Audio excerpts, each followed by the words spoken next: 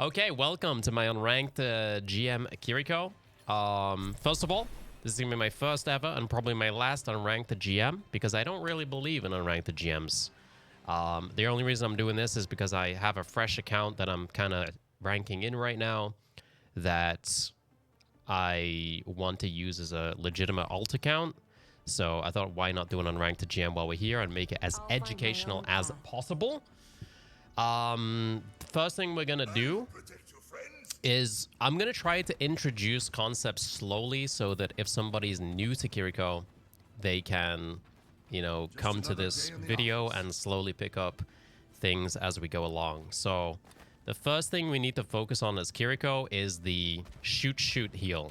That is how you optimize your damage and your healing, and you need to be doing it as much as possible. So the optimal damage and healing ratio for Kiriko is 2 kunais and then a heal. And that is the rhythm that you want to be going for as much as you possibly can. So we're going to come up here and we're going to heal and we're going to fire 2 kunais. And then we're going to look to the left. We're going to heal again because I don't really have the position to fire 2 kunais. But we're just going to keep firing kunais. So when you don't need to heal, that's when you just keep yeeting more and more kunais in. And nothing has to be perfect. We're going to use corners as much as possible here. Use TP there. Doesn't matter if you miss it. There's a Widow. We're trying to avoid it for a little bit. And we get taken down.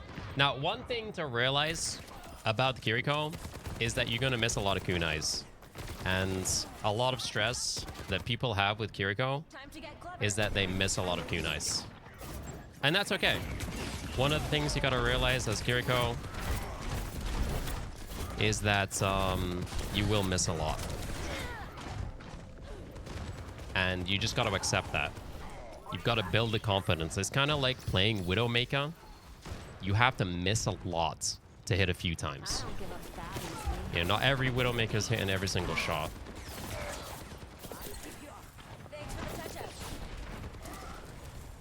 So we're just going to keep firing kunais in as much as we can. It kind of sucks against Ryan a lot because we're just kind of shooting at a shield, which kind of hurts.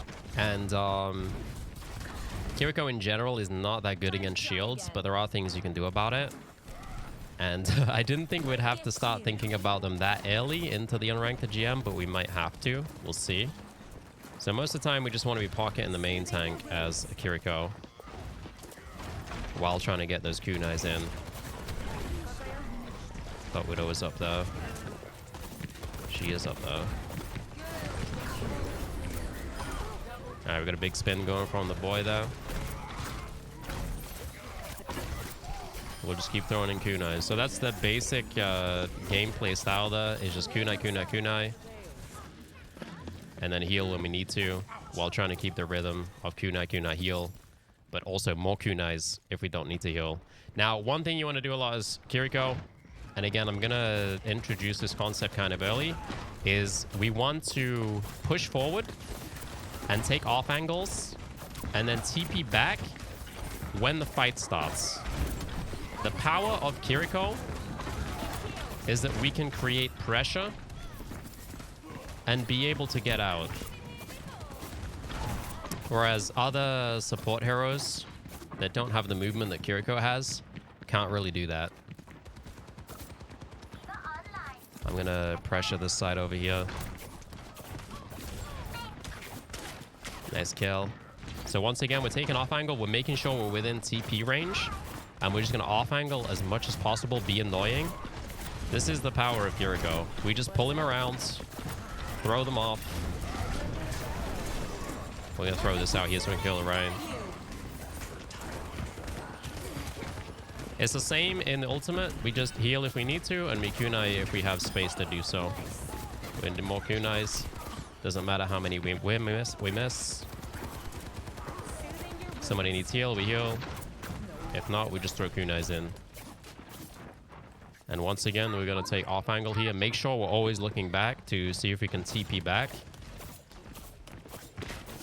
And the more off angle we can take, the better.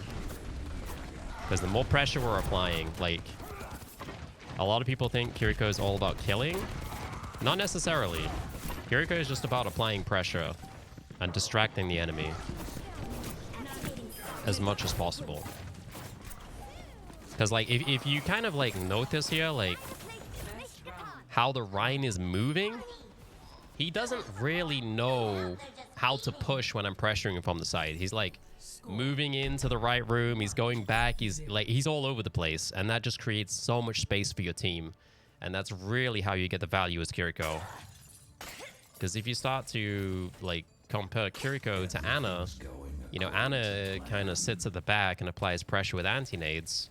If you're just doing the same as Kiriko, like, Ana's going to do better if she's just stood at the back of the team, healing and doing damage from the back while throwing in anti-nades. But with Kiriko, you have this 8-second TP cooldown.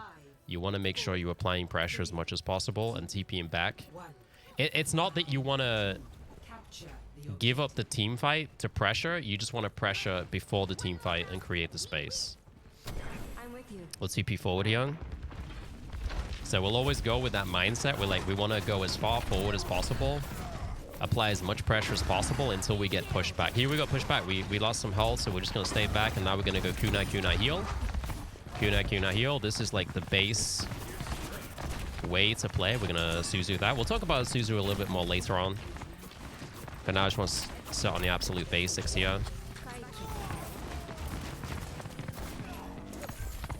So kunai heal. Now we're going to push forward again. Doesn't always have to be a flank where you're applying pressure, because you can apply pressure from the front as well. And if people are in LOS to B shot, then we can just shoot them there as well, instead of always going on the flank. In this case, though, we got a lot of time, so now we can use that time to get a side position and take the flank angle here. So we see Hanzo there. We don't want to peek the Hanzo too much because he can one-shot me. I don't want to die when I'm doing this. It's the last thing I want to do. Dying is very bad. I know this sounds kind of obvious.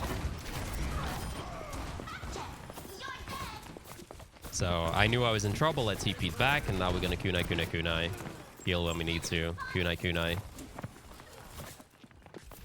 Seems like there's a little bit of space here, so I'm going to push forward using the corners here so I can easily move back behind the corner.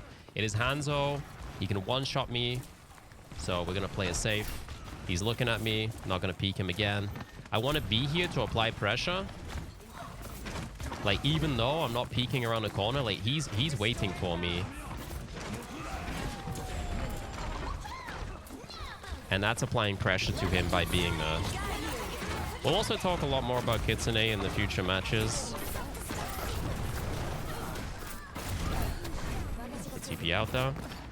Oh, we need to talk about settings. I'm going to go through settings after this game. I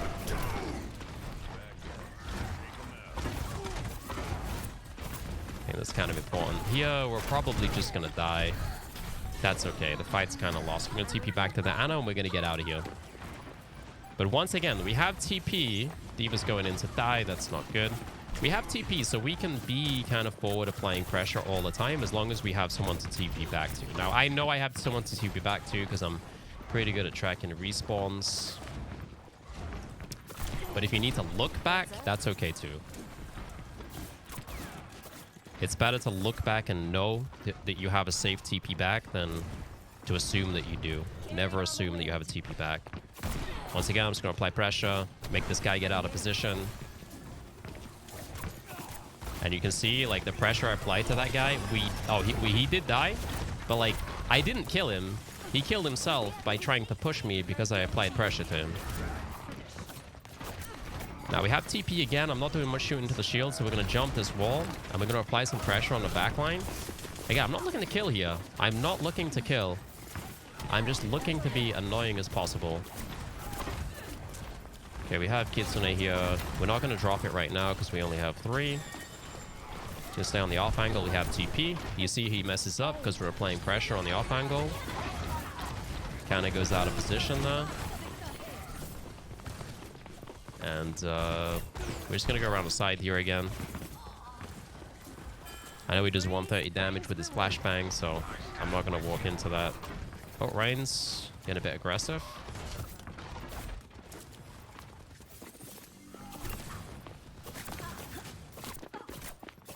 So apply pressure. We're going to use Kitsune on the front here. That's a bit rough. Suzu ourselves. It's a bit of a rough fight though. Maybe Ram can get in there. I think he has flashbang, but I do have TP, so these are annoying. Hang up the touch. That's okay. So you can see like so the thing about Kiriko is like a lot of people think she's heavy DPS. Some people think she's heavy heals. Thing is about Kiriko, she's very dynamic. You kind of just react to how the game's going. Like if there's not much healing needed, then you apply more pressure. If there's a shield in the way, you go around and apply pressure. In this game, we're doing a lot of damage because we don't need that much healing, and you'll notice that's kind of the case, especially as we're ranking in here. But as you go up, and depending on the team comp, you will probably end up doing more healing. So we keep an eye on our team at all times. They're on the right now. I'm going to look to apply pressure here. Oh, my Ryan's taking a lot of damage. I'm going to TP behind. Get a Suzu on him. Probably could have gone a bit earlier, though. My Mercy is heal bot in here, so I got to be aware of that. We're going to see if we're going to fly. Some more. Oh, she's going to take me down. There's no way I hit her. She's too skinny. Oh! He's coming. I'm going to go up the wall. I was not noticed. We're now here. This is awkward. We're able to take this now. They did get the res. Ryan's low. We're going to keep pressuring the front here. Gonna take down these turrets down.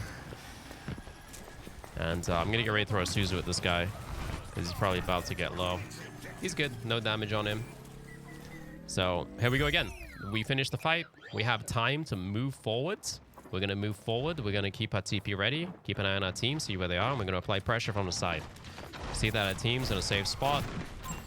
Can ping these guys as well. They're now getting distracted. This is huge. Every second is big here. If she seems dangerous, we get out. And then we can send the Kitsune in here as well.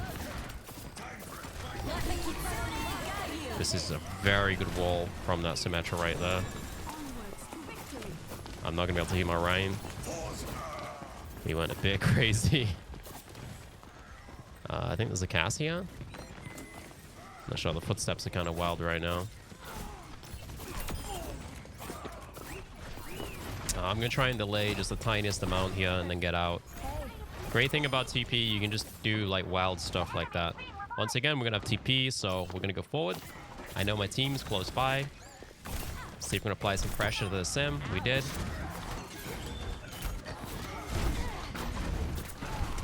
Ah, I forgot they upgraded. They literally just patched his Fire Strike to 100 damage from 90. So I looked at my health. It was 95. I thought I was good. But he does 100 damage now. Interesting. Let's see if we can get back in time. We're really fighting for this first one right here. That's not good. Let's see how much... let's do the same as we always do. Nothing changes. Nothing changes.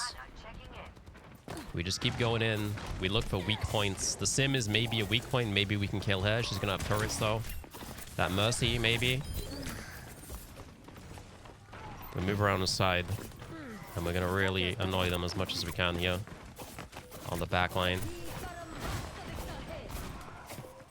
Keep my eye on my Ryan there.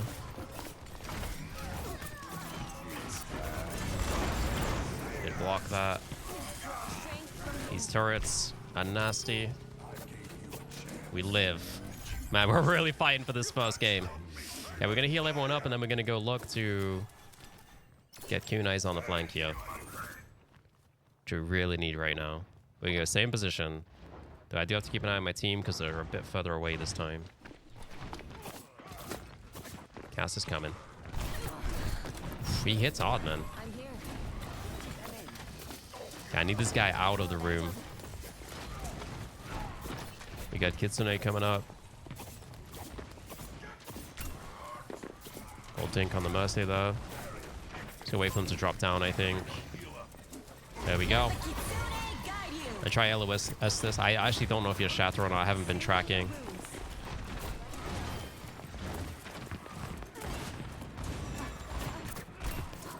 Cast hit twice.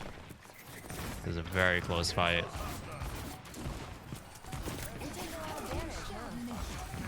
Oh no, if she reses that. Oh god. That's actually a game-winning res right there for them.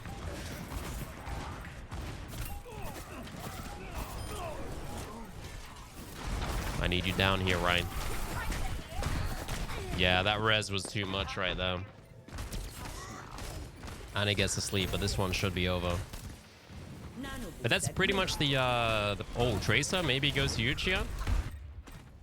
She's still alive. I mean, if we win this, it's gonna be a miracle. Let's get back in there. Ryan's nearly back.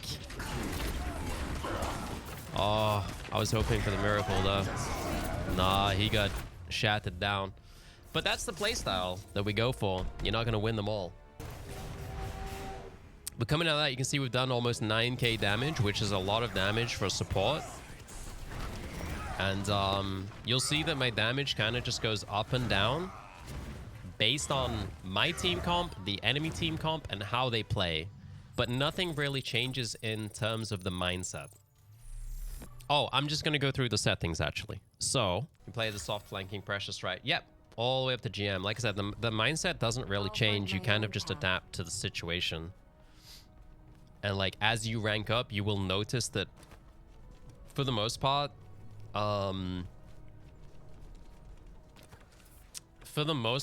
you end up healing more. But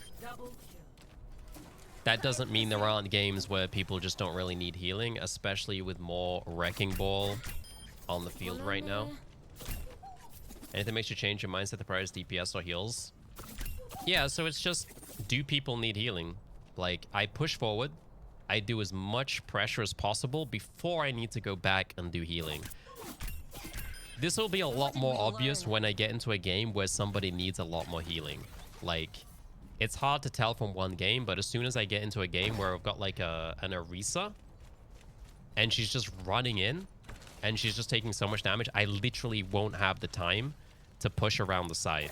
The reason why I have the time to push around the side right now is because it's like, we're probably in gold games or something, and people are just not fast enough, so there's just a lot of time at the start of the first fight, and just between fights as well. Team comps, you prioritize your healer for support with Zen. Yeah, if you have lower heals on the other support, like Zen, you will be healing more. And you can kind of decide that on the score screen, but you can also just see it in the game as well. I think it's good to not fixate too much on like preset conditions, like they have this, they have that, we have this, so I need to do this. I think it's a dangerous mindset, because then like, oh, I've got a Zen, I have to heal. But you might not have to heal. You might have, you know, just an Orisa who doesn't take damage because the enemy team isn't doing damage properly, and it's better to DPS. So it's always best to just look at the game and be like, does my dude need healing right now? And feel it out rather than just looking at the menu screen. It can give you like an idea of how the game is going to go. Like if you have a ball and they have a ball, you're probably going to be DPSing the entire game, but that might not be the case. Maybe you have like a Mei who's taking loads of damage and you just got to pump up full of heals. Anyway, settings. So settings for Kiriko are pretty simple. Basically 100% Swift Step, 100% Healing of Fuda, and then you can toggle Healing of Fuda off if you want, although it's not completely necessary. There's no real benefit of this. It just feels more natural to me. So the difference is if you have toggle off, you have to hold to heal instead of tap to heal. And you can stop healing with both. Like early on, people thought that you needed to have it off so that you could stop healing like midway heals, but that's not the case. If you have toggle on and you tap, then you will also stop healing during Healing of Fuda. But I think 100% Swift Step and 100% Healing of Fuda is the factual best ways to set up the settings. Oh yeah, swapping primary and alternate. Yeah, I think personally, I forgot that I did that because I did it day one, but you can swap primary fire and alternate fire. so that you're right-clicking for heals and left-clicking for kunai. Again, it's a preference thing. I personally prefer shooting with my left click and healing with my right click. So you can swap those around if you want. Not a necessity, preference, completely up to you. A lot of people like the left click kunai. Okay, so this is actually going to take some focus for me because, like, the thing is about Kiriko, she is kind of a complex hero because you need to push forward and be able to flank TP back. So, and I don't know this map in terms of Kiriko TP distances and stuff, so my team is very far forward. But we're gonna do the same thing. We're gonna, and hopefully we can win this one. We're gonna throw kunais. I think that was a Widow. It was a Hanzo. Gonna be a little bit safer until I know that I can peek. And then we're gonna go 2 kunai. We're gonna Suzu that guy because it's purple. But yeah, we're playing it a bit safer here. It's okay to be safe sometimes. You don't always have to flank. You just have to make sure you're applying pressure with the kunai. Oh, we got Hanzo up there. This is going to be kind of rough. We might just decimate our entire team because we're not holding high grounds. I think everybody's not ready for the Barney at this point. We go to this guy. If we TP to someone, we want to be able to, like, get onto a wall so we can keep ourselves safe. Yeah, I want to try and focus the squishes as much as I can. Oh, he's got ult already. Let's go. Okay, that was kind of rough because we're not holding the high ground. So what I'm going to do is I'm actually going to go and hold that position over there where Hanzo went to try and push him away a bit. I need to kind of listen, though, so he doesn't just jump up and one-shot me. Looks like he's not coming over here, so I can just go back now. Yeah, he got the kill. We're just going to kunai down mid here. Wow, she already got Kitsune. That's huge. Remember, you do not lose healing per second by throwing 2 kunais. So there's no benefit of just holding heals on the Roadhog right there and not mixing in kunais. Okay, let's talk about Kitsune a bit, because I feel like, you know, we're probably getting used to the rhythm now. Not flanking here, by the way, because we're all a bit scattered and I don't really know where people are going to end up. And, like, if we can already shoot people and pressure people, there's not much reason to flank. But Kitsune.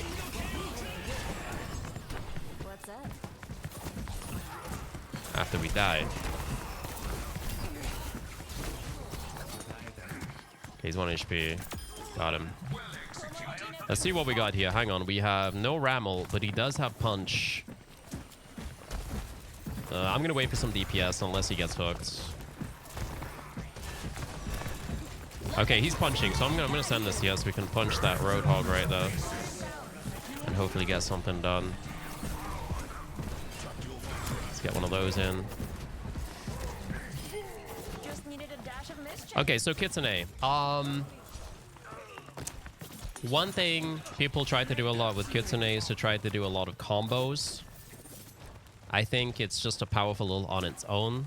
So I think the way you should try and think about Kitsune is that if you have an even fight and you can get Kitsune in a decent position in that even fight, you should probably just try and use it as fast as possible. Because it's better to use it than hold it. It's just an, in general, powerful ultimate.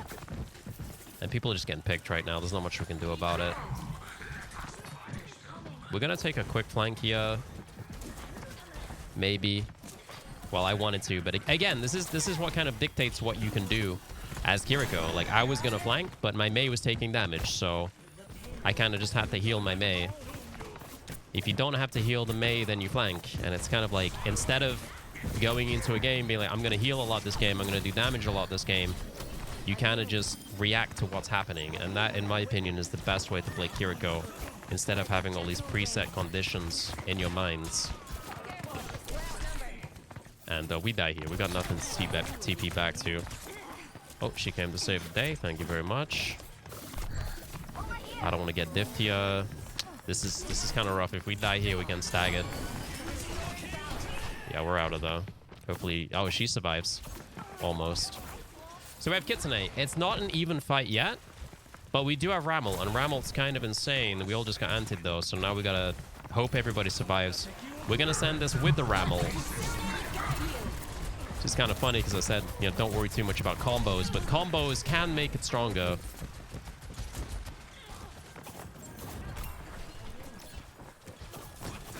And allow you to try and fight in like a 4v5.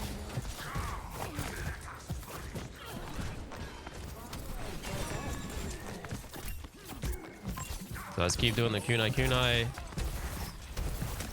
We are losing people left, right, and center here.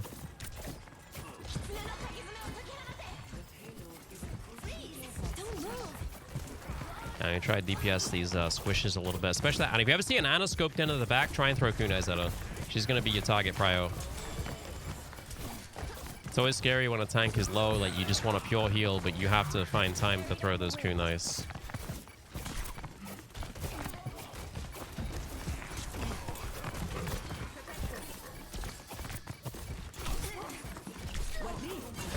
I have to Suzu myself there. Genji's one. Let's keep an eye on. Yeah, he's purple right now. I have a Suzu coming up soon. Alright, we just held on to that. Man, these games are actually really hard. I think it's good that the games are pushing us. So, in this scenario, we have a bit of time. I'm going to push forward here. Look back at the team.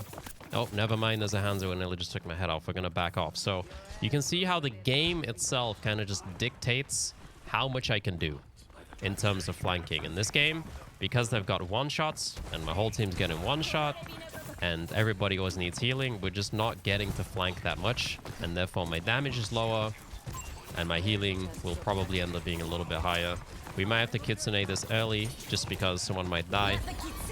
Let's send this into my team here. Now, I do recommend actually being in voice and calling Kitsune. I think it's one of the most helpful things in voice comms. Let's save his ass. I don't have TP right now, but I do know.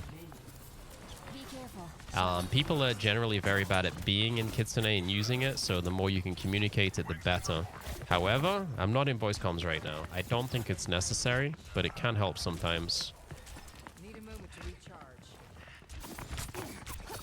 Okay, so we got one shot again. This monkey's nearly getting one shot by a pig. And you get out of there.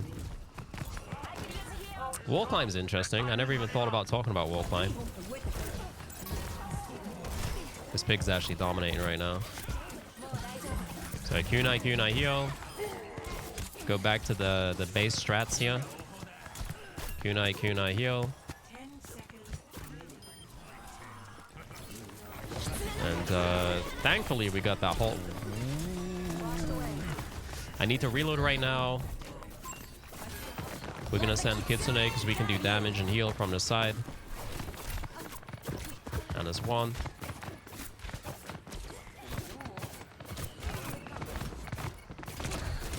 Oh my god, just couldn't get him. We're actually gonna lose this fight. But I actually want people to take notice how much I miss kunais. Because I know the big pain point for a lot of people has been that they feel like they miss too much with kunai. But if you really pay attention to any Kiriko player, like, they miss a lot of kunais. And it's basically, you're entering the kunai lottery when you throw kunais. Like, the more you can throw, the better. And that's why we're trying to maximize kunai uptime. Like, we're trying to throw as many as possible and only heal if we really need to. Because the more we throw into the lottery, the more headshots we might get. You know, it's like, even if your aim sucks, which I don't think my aim is that good, if you throw in 100 kunais in one game, you know, even if you only hit 10% of those on the head, you know, that's 10 headshots. If you throw 10, that's only one headshot. So if you're always trying to mix in the kunais, then you just get more chances to get headshots. You're never going to be consistent with kunai. Like, the projectile is too slow. It's extremely hard to hit. So you just have to enter more kunais into the kunai lottery, pretty much. Why does 2 kunai 1 heal work? Okay, so this is actually kind of interesting, and Kiriko got changed about a month ago. About a month ago, 1 kunai heal did not affect your healing per second, but allowed you to get in damage. If a month ago you throw 2 kunais and you heal, the second kunai would have overlapped your healing reload, or let's just call it a reload. It's more of a cooldown, but it would have overlapped and cut into your healing per second. But they slowed down the reload time of the heals. So now you can fit in 2 kunais before the heals. Now there is a technically to this. Technically, 2 kunais does slightly overlap healing, but it's so minor that 2 kunais and then heal is pretty much the optimal way to do it all the time. Like, we're talking like you're losing anywhere between 0 to 5 healing per second by throwing 2 kunais instead of throwing 1, and that extra damage is always worth it. So it technically it does overlap, but also technically it's still the best choice in pretty much every single situation. So like for the remainder of this Unranked GM, I'm literally just gonna say it is the best way to heal, and it maximizes heal per second. It's kind of a fault of the current kunai setup, and you know, that's one for Blizzard to figure out. So we're just gonna keep DPSing here. We kind of want to look for the squishes instead of the Roadhog. But I was talking, it's kind of easy hits, so let's look for some squishes here. That's one thing to note as well. When you're throwing kunais, ideally you're throwing them at squishes as often as possible, because a headshot on a squishy is going to make them fall back or open up a potential kill, whereas a headshot on a tank really isn't going to do that much at all most of the time. Okay, so we won the fight. We're going to push forward. We have TP. You got to imagine yourself, you're like on a leash to your team with your TP. I can't go much further than this because I won't be in TP range. There's a Hanzo. We're going to back off.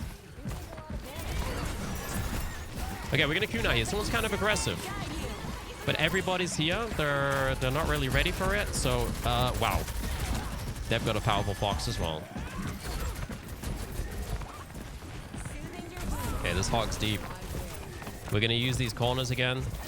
Not something I've been talking too much about, but it's a huge thing to try and stay on the corners as much as possible. And this goes for every support area. It's kind of like a fundamental, just using corners to, you know, give yourself cover as much as possible. Now, in this scenario, I'm not going to flank because I want to push the payload while everybody respawns, while applying as much pressure as possible. And again, there's people in front of me, so why flank when I can shoot the people in front of me anyway? We're pushing into a room with Junkrat, not ideal. But you just gotta try and, you know, help your teammates where you can, even if they're making a bad decision. So once again, here, we're gonna stay a bit forward because I know I have TP range back to my teammates. I'm gonna apply pressure. Where did my teammate go? Oh, he TP'd in. I did not expect my Reaper to TP into the enemy team. So I'm realizing, especially at this rank, how important it is to continue to apply pressure. Because if we're not applying pressure, our teammates, they kind of just run in. And if we're applying pressure, like, the chance that they run and die is going to be a bit lower. So even more so, we want to try and take those off angles here.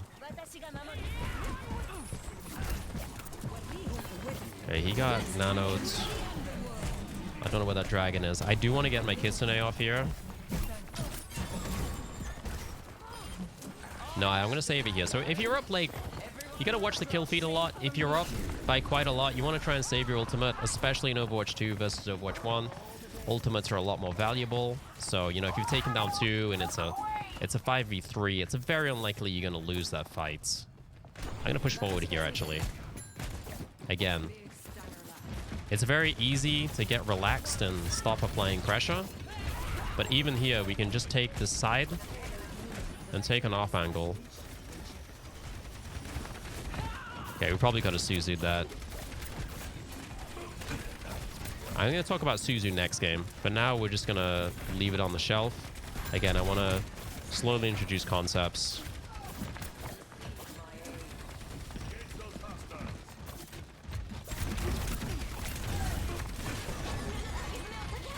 Okay, they Kitsune, so we're just going to chill here. Oh, my team has a different idea.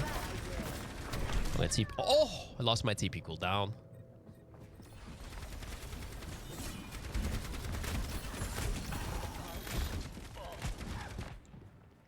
Time to try again. Lower rank teammates can be hard to read. That is a good point. It's very hard to read lower rank teammates and know what they're doing. This is why you kind of have to look around a lot and you have to kind of just play your game. So like I know that I need to push forward to apply pressure because the more pressure I apply, the more opportunities it gives to my teammates. And just try not worry too much about them. Now we do have Kitsune here. Like I said, Kitsune, if it's an even fight and it's about to begin, we throw in Kitsune. So now it's even fight. It's about to start. My Winston's getting close. We send it in. She's gonna ult. We're gonna save Suzu for this. Somehow, oh, I got booped by Junkrat. Pretty close fight here. Try to work on the squishes, trying to avoid the tank as much as possible, no matter how scary she is, which she is very scary. Suzu versus a reroll is a very interesting little mechanic. So you usually don't want to throw it instantly, because if you throw it instantly, basically your teammates won't be out of the radius by the time she's about to drop the slam. So you kind of have to wait a little bit before you Suzu in an Erisa roll. Okay, I think someone's coming this way. I'm gonna try and kunai him. Never mind, he's over there. Okay, 2 kunai, heal. Let's use this. Erisa definitely doesn't have ult. Reload. Heal. Kunai. Kunai. Heal. We'll look for the squishes. Ignoring the tank. We're looking for the squishes. Doesn't matter if we miss. See the Ana at the back. Just gonna TP out of that one. Make it easy for myself. I think we're just gonna drop this on. That's the last fight. Nice. So that's pretty much the basic playstyle. As you can see, like even at this rank, it can get pretty hectic on Kiriko if you want to maximize. But we can look at the stats here. It looks like I did pick up a lot of damage on the second round. But this game, I had a lot more healing because on the first round, we were pushed to heal a lot more. But you'll probably notice as we rank up, we'll start losing damage as we go up the ranks, and we just don't have the ability to flank anymore because the engagements happen faster, and then you just have to heal, and you don't really get that opportunity. So we're going to keep the same philosophy here. So right now we're building up. We're basically, we're kunai heal. For the main fight, we're going to flank and apply pressure before the fight, and then get back to the fight and heal, kunai heal. And we're just going to keep doing that over and over and over. We're starting way too far forward again. So in this case, I'm not actually going to start on the flank. Just a note about Kiriko. She's not great against shields. She's not great against flyers. And they have a Rhine and the Pharah, so this one's going to be interesting. Do you see that? I added a kunai to the kunai lottery. I don't even know who I killed because I was aiming a Rhine, but somebody died. And that's the kunai lottery right there. Super important to just keep throwing kunais as much as possible and just keep entering the lottery. And there goes Genji. Okay. Like a gentle rain. But yeah, this is kind of a weak point for Kiriko here. You can't really hit flyers, of course, because you have a very, very difficult to hit projectile and shields. Shields and things without heads. So turrets, wrecking ball, etc. Really bad for Kiriko. She does the worst damage in the game out of literally every hero in the game when she can't hit the heads, so...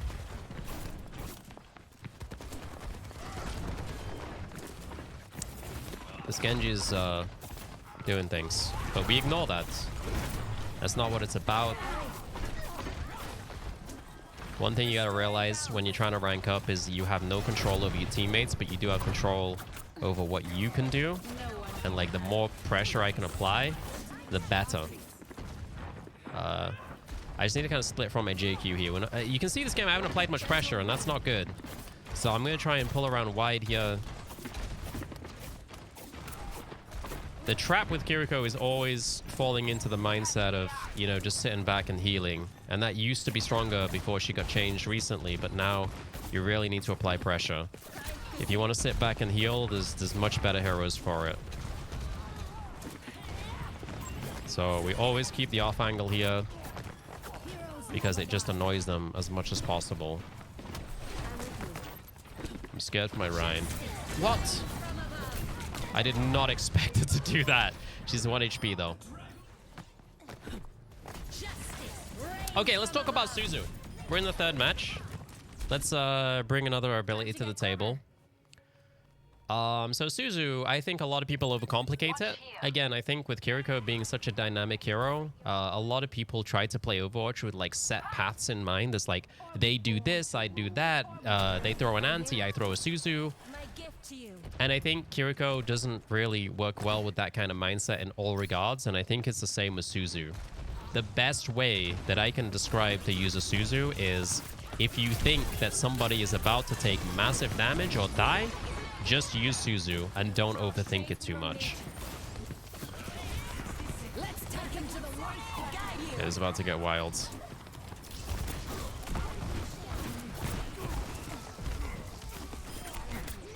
So if you ever see someone critical and they're about to take some more damage, you hit them with a Suzu. And really, Suzu is very simple, and I just find that it's an ability that people overcomplicate too much. The hard part about Suzu is not using it when people don't need it. And that's why it's bad to get into like a set mindset of situations where it's like, oh, they use anti, I use Suzu. That's not a good idea, because there's a lot of times where the enemy uses anti and you don't need a Suzu. But you have to actively think, you know, even though my teammate is anted, do I need the Suzu? Where's the door? And you'll find, like, not all the time do you need to Suzu an anti. And it's not good to. I didn't have Suzu there, I don't think. I Suzu myself because I'm one tap. I'm just going to hide a little bit here. Yeah, and one of the most powerful things about Kiriko is baiting people around and applying pressure by making them chase you. And like, if we can make that Moira chases there and then she comes around the corner and we just TP away, that is a huge play from Kiriko. That's pretty much her biggest strength. Like, the biggest strength really is the TP. There's better heroes to just do straight damage. There's better heroes to do straight healing. And honestly, there's better ultimates than Kiriko will as well. Again, I might say some things that sound very polarized. Like, oh, it's the best way to heal is to Kunai heal. You're not losing any healing per second. Again, technically, you're losing some heals per second, but it's so low that you don't count it. Because there's basically not a situation where you're going to be like, oh, I need that extra 3 healing per second. Pretty much. All right, let's go forward. So we apply as much pressure as possible here. Keep looking back at the team. No one really needs heals, so we're going to keep pushing. We're going to keep pressuring. No one really needs heals. We go forward. She's going to need heals. So we hit the Suzu there. We heal her up. Kunai, heal. Doesn't really need a lot of healing, so we move forward again. And again, I just want to point out so much how, like, the game itself dictates how much I'm going to do in terms of damage, instead of having these preset ideas of, you know, should I do damage this game or should I not do damage? Right now, nobody needs healing. We throw kunais, hopefully kill the Zen, hopefully kill the soldier. And that's basically it. We're going to push further forward because we can TP out. She doesn't have a head. We have lost our TP target. And just take note of how many kunais I miss. It's very important. It's embarrassing for me, but it's very important. Because you're going to miss a lot of kunais as well. And again, biggest stinging point, a lot of Kiriko players, they come to me like, I can't hit kunais, I can't play Kiriko. You're going to miss so many kunais. Trust me. But then, you know, you're going to have those kunais where you hit like 6 in a row and 3 people die. And it feels amazing.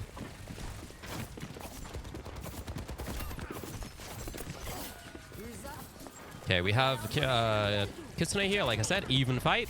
Starting it up. Let's send it in. I'm going to stay up here because I do think that Ryan has Shadow, but I could be wrong on that. Where's he going? One quick note about Tracer. You can kill her with a headshot and a punch. And it kind of is like a cancel, so you can kunai punch. So you can basically one-shot her. Once again, we're going to push forward here.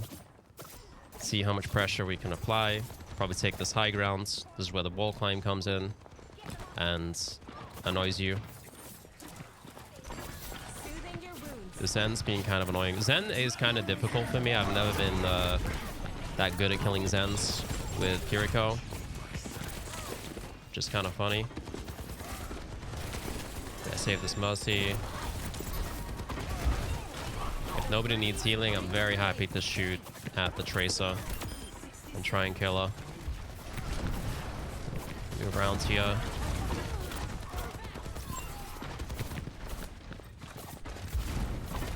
Jakey's in big trouble.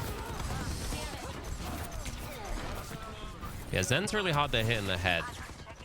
You'll notice when you play Kiriko, there's a lot of heroes that have big shoulders, and they're just very hard to hit in the head because the kunai tends to hit the shoulder too much.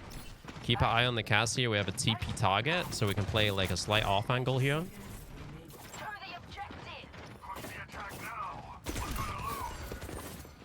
I got a Discord on me. I'm not going to peek that. Just going to apply pressure by being around.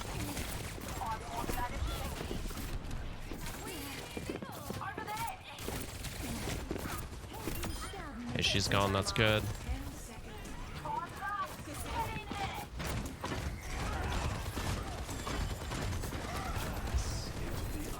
I'm going to send this Kitsune. Gotta deal with that soldier. He's down.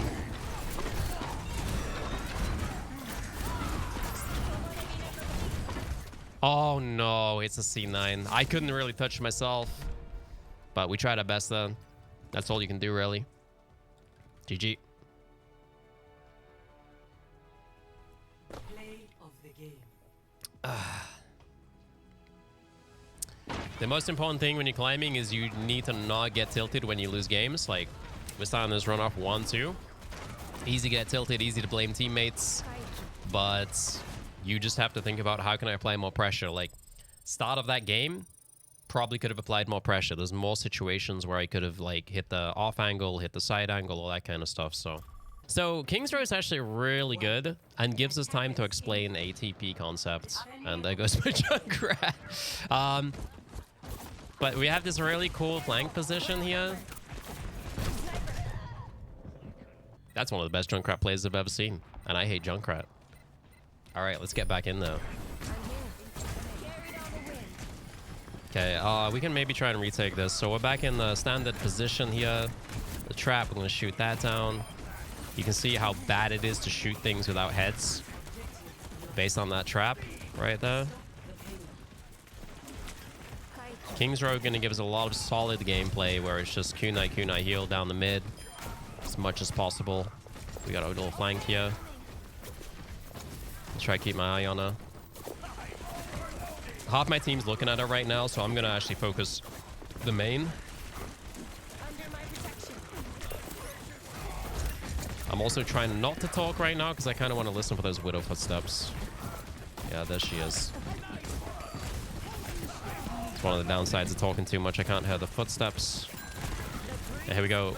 Never, ever, ever, ever shoot a ram shield. You will never break it. You'll see me do it sometimes, I guess, but it's never a good idea. Try and burn him down while we're in the Kitsune. Good stuff. So now it's like, we got a little bit of space, but it's very dangerous to push here on King's Row through these chokes. And try and listen a bit. But we'll try and do what we can. Yeah. There comes a tire. You'd think Kiriko would be really good against Taya, but Junkrat kind of has the advantage because he can always wait for Suzu, and you basically can't kill a tire because you can't headshot it. Safe out with the Suzu. Take him down.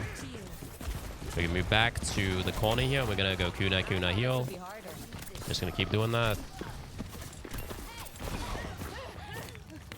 Okay, as we are up in the fight, once again, we're gonna look for opportunities to go forward. Their tank's back, and we lost the dude. I'm gonna stay here until I'm under pressure, and then I'm gonna TP back to the team here. Just try and pull him around a bit. The smallest pressures like that are nice. All right, we got Kitsune here. We're down 1. We do have Rhino. We're down 2. I don't think it's worth investing here because it's not an even fight. Unless we get a pick or 2, then I think it's worth it now.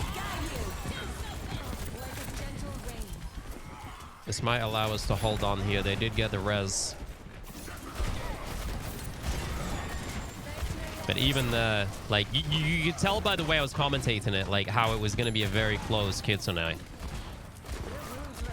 It's kind of like, you're trying to judge all the time, like, how even is this fight? If it's even, we send Kitsune because it's probably going to turn the fight around. I thought after we got the kill, it was going to be enough, but you could question that one for sure.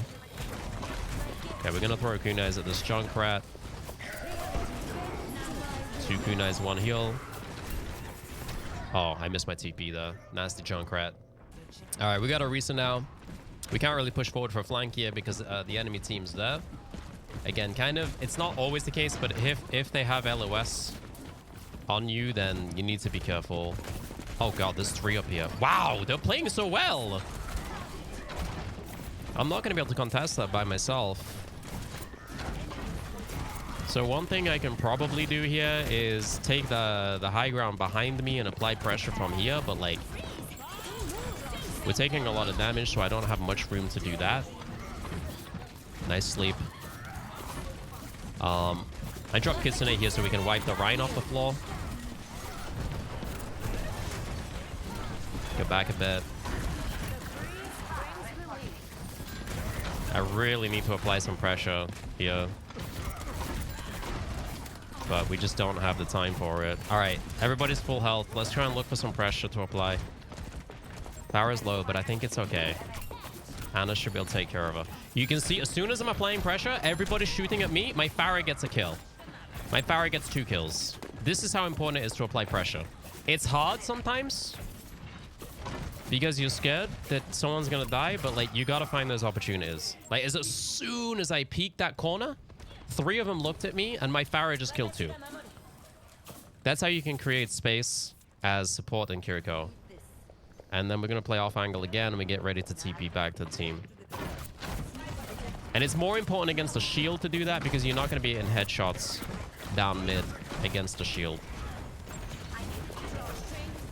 Teammates are going to need healing. My Anna died, so I can't rely on her to heal my teammates, so I'm going to have to go back here.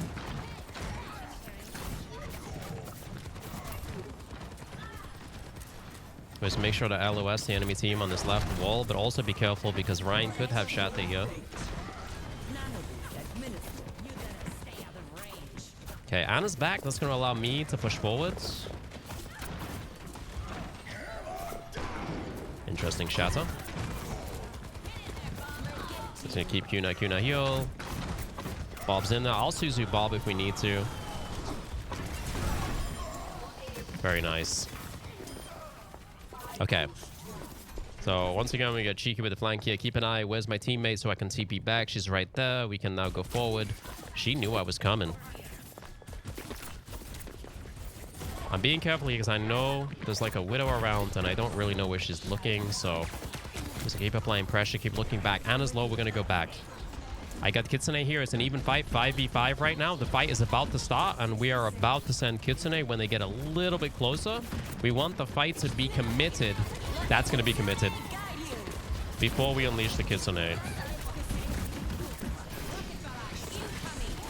Oh, too slow on that Suzu right there. Baby Diva down. That's big. This is winnable. Maybe. Ah, they got the res. The res has been huge in these games. Just gonna pull it back here. Kunai, Kunai heal. We're trying to wait for the team to get back. Hopefully she can live.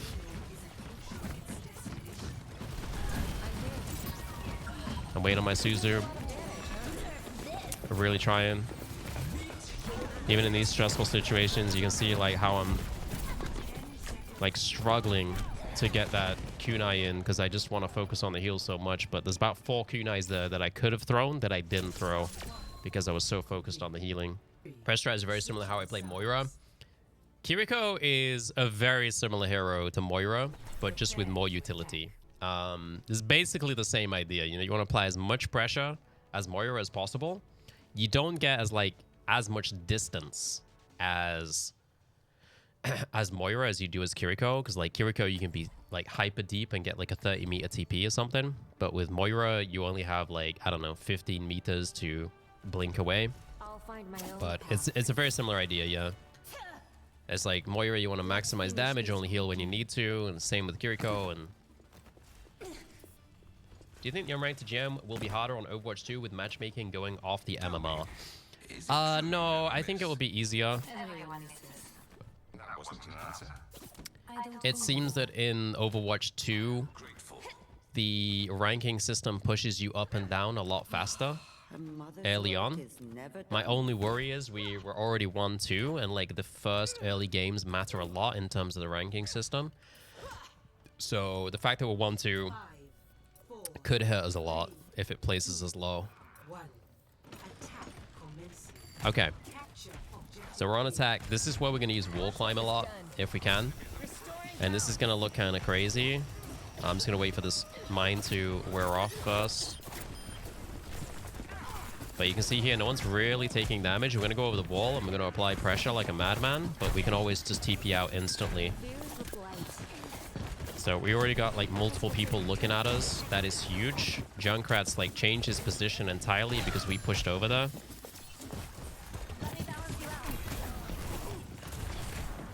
And we're going to try and do the same. Not so easy here on Kings are a very choky map. We got some space here, so we're going to move around the side of this taxi. See if we can throw some kunais at those squishes.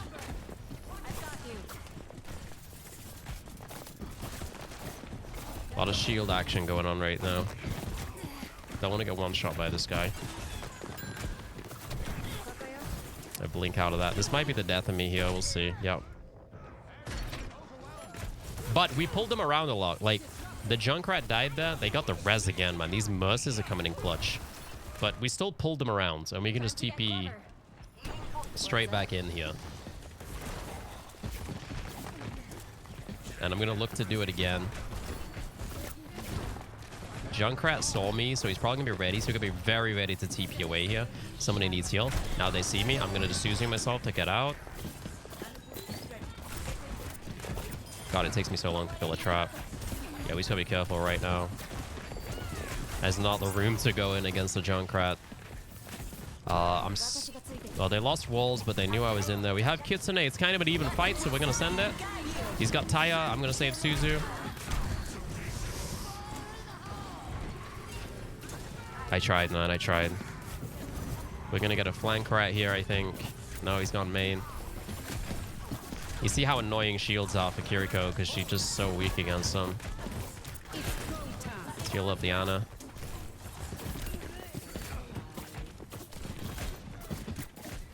I think I see Widow back there. Yep, gonna get her.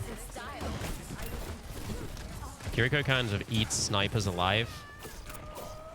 Any target that doesn't really move a lot and just sits at the back. Very nice for kunais on. This Mercy wanted to die. If I can't move forward, I will shoot the shield. It's not the ideal scenario, but it's where we're at. It's Mercy. Or should we have to reload though? Let's keep her up. I'm gonna try to take off angle again.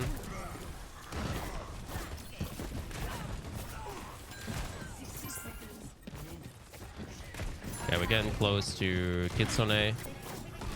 We're just gonna have to fight this Widow. Fuck, man. Alright, 50 seconds. Sim's going off on the sticky, but I think he's about to get one shot by this Junkrat.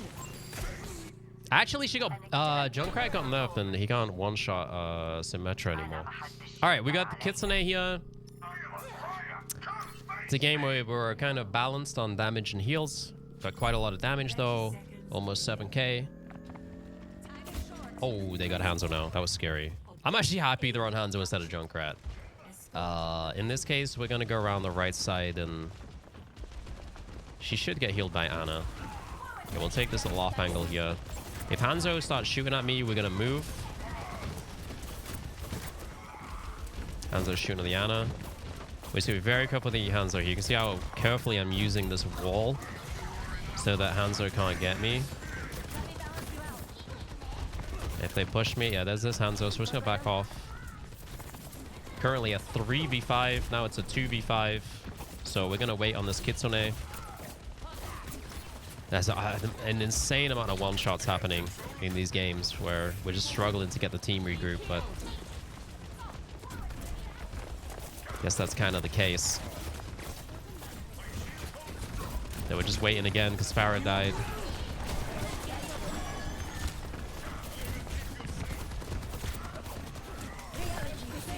Okay, we're sending shield. It's 4v5 right now. Nice. I'm sending it because we got Diva. I'm sending it because we got Diva. It's a very close fight.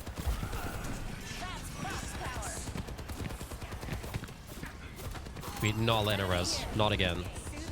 Alright, good. Okay, we're gonna push forward to the right here. I'm sweating in these games, man. I don't even think we're out of gold yet. You're really gonna work hard, bro. Always gotta sweat. Okay, Soldier's gonna run the back somewhere. Always make sure to ping. Very useful.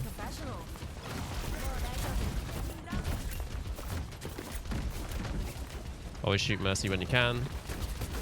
Trying to ignore this tank. Try and get a baby Diva. There we go. We're gonna look for squishes. Found a squishy.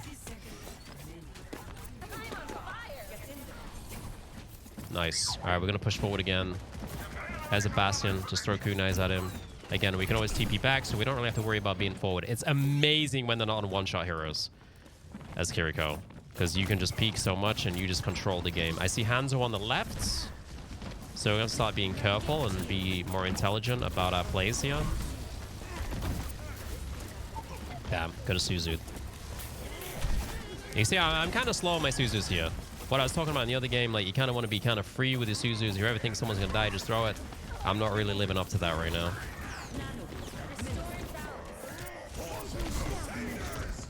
Hanzo's up there. We'll focus him instead of the monkey. This Ryan's scaring me. I'm gonna try and get a Suzu on him. Ah, man, there's always a really good DPS player in these games. Okay, we're gonna send Kitsune here because it's kind of an even fight. Now we're up one. This is gonna be huge. It might have been a little bit too far forward. The way you want to position Kitsune is kind of like so your teammate's gonna run down it. We were up one, so that allowed us to pressure a lot more, but it was a little bit aggressive. We're gonna stay forward here so we can apply pressure. Nice. Also, I think that I think it's good to show that you don't need voice comms, because I think with support specifically, there are a lot of people that don't want to be in the voice comms. Maybe when we get deeper into the ranks, we'll join voice comms and I'll try and show what I would call out in Kiriko. But it's pretty basic. Like I said earlier, I think the best thing you can call out is your ultimate, because people are not very good at using it. But just to put this in the video, I think if you're not in voice, the great thing you can do is ping a lot, which I haven't been doing. Again, I'm learning to commentate this much and also play Kiriko at the same time. And also you can use the countdown voice line, which I don't even have activated on this account. But I'm going to stand in this room this time, because I don't want to get the J-Rat on me again. Okay, I heard Tracer on the left, so we're going to drop back. But that's a really good TP spot right there. I'm scared for you. I can't really heal this Winston yet. He's messed up his jump. I am scared. I'm very scared. Let's keep an eye on my main tank here. He's getting melted. Yeah, I'm not exactly sure about this monkey pick, but once again, it's not really about my teammates' picks. It's about what I can do to utilize it. So we're just going to drop back. He's on the Orisa now. That's nice. I'm gonna peek up here with my Reaper while keeping an eye on my Orisa. Trace is around, so I need to keep looking at my Orisa just in case she gets really low. I think she's gonna get really low, so I'm gonna go back and help her.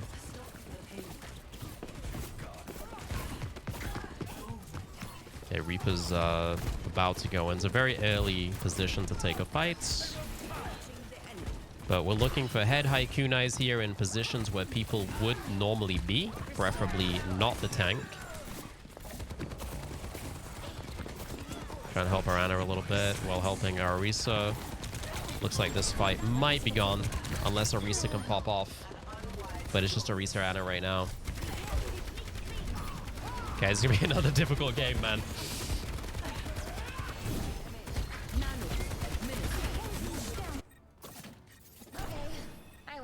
We always want to TP back from spawn. No reason not to, unless you think that the enemy is getting close. Reese is going for the big time 1v5 here. That's okay. Okay, we're gonna wait for the respawn again. You can see, like, you can see how much, like, in these games, how much people are just staggering and waiting for respawns. Like, there's just a lot of that. Like, I would say, like, 80 to 90% of the game at this kind of rank is, like, people just messing up and not regrouping when they should regroup. And once again, that's probably going to happen with this Reaper right now. I'm applying pressure to hopefully give him a better chance of surviving, but he's probably about to stagger, and then we're going to have another 4v5. And that's another minute gone. And that's a very, very common thing. We did get a pick there, thankfully. Alright, they see 9 there. Very useful. I feel like Kiriko is such a hero such as Kiriko is hard to climb in gold with, as she doesn't have a massive carry potential the way a Bappo Zen would. I would agree with that. So, again, like I said earlier, the difference between, like, Kiriko and, like, Bappo Zen is that while Kiriko can do a lot of damage, a lot of it is, it's 120 hits and then they move behind walls. Because it's very easy to react to that 120 damage and then hides. So a lot of what you do with Kiriko is applying pressure to create space so that your teammates can do stuff. Whereas like a hero like Bap and a hero like Zen, it's more direct damage and they can get direct kills. We actually haven't had that many kills so far in these last 3 or 4 games. It's just been more, we're applying pressure, hit a headshot every now and then. Even though we're at 10k damage right now, I don't even really remember killing that many people. So it's definitely a pressure playstyle instead of a kill playstyle. And I think that's where a lot of people get confused with Kiriko as well. So here we're going to try and apply a lot of pressure straight away. My Ryan's got the same idea, so I got to keep my eye on him. We're going to go straight in here. See if we get that break. We're going to use Suzu here. I want to keep the pressure up. And that's what we want to do. And all that pressure allowed my Ryan to get a pick. And we're just going to keep it going here.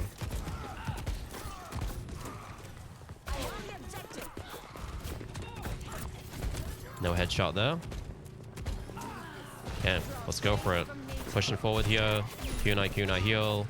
She is pocketed, so it's probably not going to happen. But it's always good to keep pressure on anyway. I'm going to keep Suzu here because I don't think he's going to die. Again, you only really need the Suzu if you think he's going to die. Or you can open something up with Suzu. Now I have my Suzu for the next, couple of seconds. Something might happen where I need it. Instead of just wasting it on a sleep that was unnecessary. Okay, we probably need it for this guy. Oh god, that's thick. Okay, 48 seconds. We nearly got Kitsune. Once again, we just got these guys going forward. That's okay. We're gonna Kitsune us. Well, when Reaper and Ryan are back, hopefully nobody gets staggered here. If we get staggered here, it's gonna be kind of rough. We don't have Reaper yet, but I'm gonna send it because it just feels like a really good time. Save TP here for the ultimate. We're good. We're gonna TP back in. Focus on the Bastion. Looking good. But this game is not over at all. I want to leave the cart here and apply as much pressure as possible. It's pretty much always best to leave cart as Kiriko so that you can apply pressure. We're trying to apply pressure here. Mercy's left the Ashes. That time to strike here. She's gonna regret that one. Sure hope it's they weren't celebrating Valentine's Day together. Okay, we're gonna get back on to you because we wanna get the Suzu. And thank God we worked for that, dude. Oh my God. But you can see that pressure I applied to the Ashe there just opened up that last fight. If we didn't have that, we probably would have lost that last fight. So always, always, between fights, look to apply pressure. Always look to apply pressure. All the time. Because it helps so much. Okay, good question. I see a lot of Kiriko players TPing to critical allies to Suzu them. When is it a good thing to do? So this is one of those questions where it's like, the answer is, it depends. What does it depend on? Usually, it's not going to be worth sacrificing yourself to Suzu a crit ally. I would say most of the time that's the case. So you kind of have to identify, am I TPing into 3-4 people and I'm just going to insta-die to save this one person?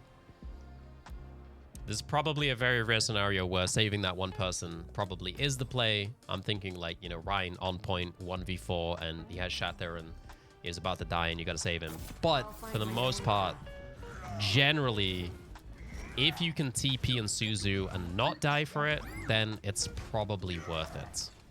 But again, it is scenario dependent. As with a lot of things in the Overwatch, it's very hard to have like set lines for things to do. And I'm trying to stay away from just being like, yeah, if they do this, do that. Because it's never as simple as that in Overwatch.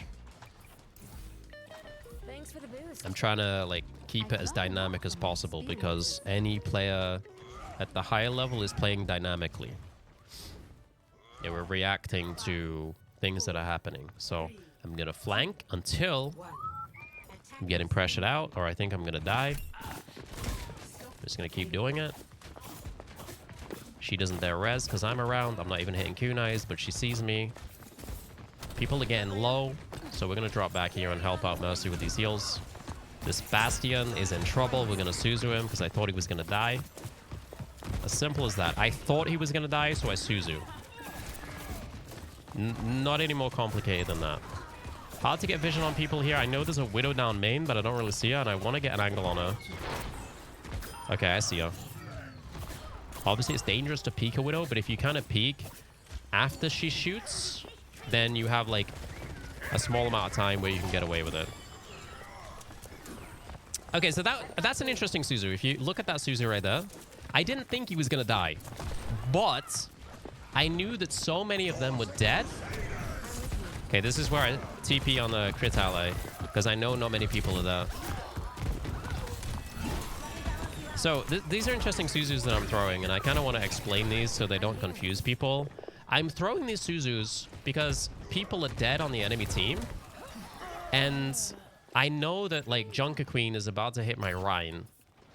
So since 2 are dead, and she's about to hit my Rhine, we're not losing that fight. It's not going to happen. At least I know that from experience. So we're up in the fight massively. We're going to win, but I Suzu anyway. Why? I'm just stopping her from doing a bit more damage to my Rhine and building ult. I know I'm not going to need my Suzu for the next 16 seconds because they're just going to be respawning. Okay, we're going to send this because it's an even fight and we just Suzu'd it. So we're going to fight back here. Again, even fight. We need Kitsune as early as possible. We've done that. We're going to push forward with the Prime. We're going to Suzu him because he's about to die. We try and DPS that Ana at the back. Okay, they have doubles. There's a lot of snipers today, man. It is Havana after all. And we see the Ana at the back. We're going to throw kunais at her. We can play this off angle until we have to. So Hanzo's looking at me. I'm going to look back and TP back there. Now, a good little tip there, if you saw it, if you're paying super attention, is I TP to the Bastion behind my Rhine. Oh god, don't do that. Oh god. I'm overhealing a bit here because I'm panicking. I TP'd to the Bastion behind my Rhine, so I'd be further back and I would be safe behind my Rhine instead of TPing to my Rhine and then running through my Rhine, where I would have taken a lot of damage. Okay, I can TP away here, so I'm not really worried.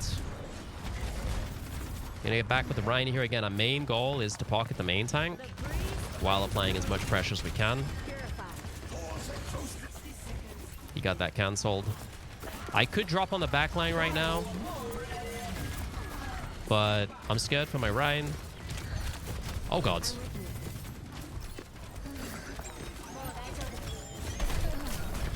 Oh, we just took the javelin right there. Okay, so here's an interesting thing. And this is, again, why Kiriko is so dynamic. And this is a question that popped up in the chat earlier. You know, if we have like an off healer, you know, should I just, you know, go straight DPS? And, you know, if I have a main healer, should I just do DPS? That all came out wrong. If we have an off healer, should I heal more? And I said, no, it all really depends. Like, it's too dynamic to worry about it like that. And I think this is the perfect scenario. Reason being... Come on, we gotta push, we gotta push, we gotta push. Go on, son. You got this. Try and get these supports.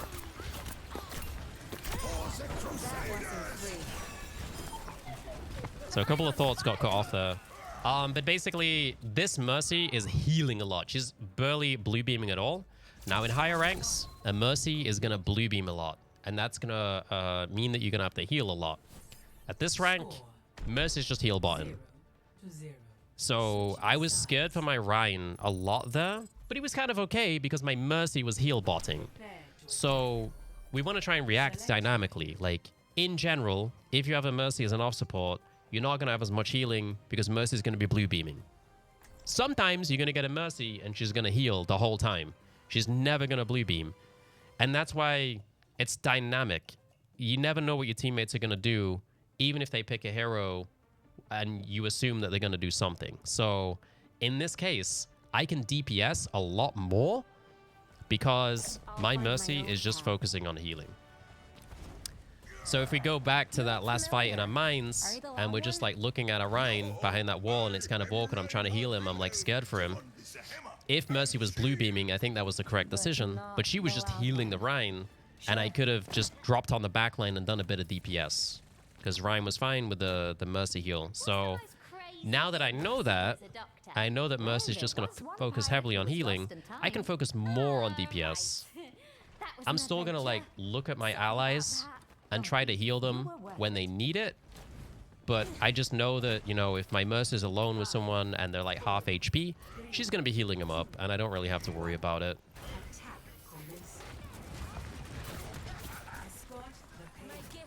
Tracer's taking the left flank. One thing I like to do is kind of split the flanks. So if I've got one guy going to the left, I'm going to go to the right. Again, I'm here to create pressure. I'm not here to kill. So if I can take another angle and make it more difficult for the enemy and split their attention, that's what I'm going to do. In this case, pretty rare scenario, but all my teammates are going forward. Tracer's applying a lot of pressure. I'm actually just going to sit on cart and apply pressure by moving the cart faster with Mercy here, since my teammates are already applying a lot of pressure. Again, it's always about being dynamic. Always want to be thinking as much as possible. With 3v5 right now, we're probably not going to win this fight. Tracer's back 4v5, but we don't have a tank, so we're probably just going to let this fight go. We try and survive until our Rhine's back, but it's probably not going to happen. Try and keep our Mercy alive. And we can just TP out if we need to. I have Kitsune. As soon as Bastion is back, we're going to hit it. Maybe, because now Mercy's dead, so we have to start thinking, you know, is it worth the Kitsune a 4v5? Or are we going to throw the game if we do it? This Hanzo's really looking for a kill here. Okay. Very nice. If we survive all of this, we Kitsune. We definitely Kitsune. They used a bunch of ults. We're up one. We send it. We're going for the win right now. Let's TP out of this one. Oh my god, he's too close. We had Suzu, though. Don't know why my Bastion was that close. We got Hanzo on the backline here. A bit of a hectic fight. We're getting rezzed. A lot going on right now. There's ults all over the place. Gonna keep using corners. Applying pressure. If we take down this Orisa, it's going to be huge, but we need to focus on the healers, actually. I'm going to ping them. Always ping as much as you can. Because she is not going to die while this Mercy is alive. Ping the healer again. She's half HP. Always ping the healers.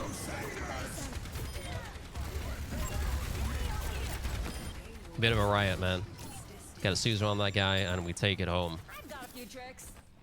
A lot happened there, man. A lot happened. It was hard to commentate that. What do you suggest for better Kiriko? I'm start my comp journey and I can stay alive, but I feel like I can't get picks. This is exactly what I've been saying in the first few games. Don't worry about getting picks. Worry about applying pressure. Even the best Kirikos miss loads of shots. Your aim will come with time. Worry about being at the side, annoying them. Don't worry about killing them. Trust me. Like I said, really pay attention to how many kunais I miss. I hate that you're doing that. It embarrasses me. But if you do it, you'll realize I'm not actually hitting that many kunais. You just kind of notice the ones that I am hitting. Like, kunai and Kiriko take a lot of confidence because you miss so many shots. And you feel bad when you miss shots. It feels terrible to miss kunais. Yeah, even if you don't kill them, like, this is the main thing I'm literally trying to point out, is that the first game was the best example on Oasis. Like, I was at the side, Ryan was pushing forward, I throw kunais at him, not gonna kill him, who cares? He moves back to go to the right to come to me, his whole team is open, they get shot. You're there to apply pressure, you're not there to kill. The more pressure you can apply, the more you can distract, the more space you create, the more chances you create for your teammates. I just feel like I'm doing bad. I know what new Kiriko players feel. I've hit it so many times. Like, I'm not hitting kunais. I'm not doing anything. I feel terrible. I suck at Kiriko. You don't have to hit kunais. You have to focus on applying pressure. Now, I wanna like show something here if I can. It might be better to do this in a replay. But imagine I was here applying pressure instead of here. This is a lot better position to be in, because when I TP, I'm going to be more to the back of my teammates than if I TP'd from that position over there. Like, I'm safe in both because I can just TP, but I can TP to the back of my allies instead of TPing to the front of them and then moving behind them. Okay, my teammates are getting shredded. They're all dead. I'm just going to sit on payload here and try and delay it. This will be kind of funny. Again, I can TP back, so...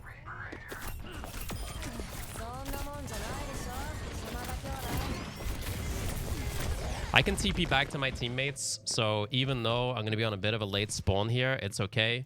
We wasted the Mercy cooldown. If somebody doesn't wait for me here, it's going to suck, though. This is where it's good to be in voice, because people generally respond to wait for me. My team's getting shredded. People tend to respond to wait for me in voice a lot more than they do on the command wheel, so...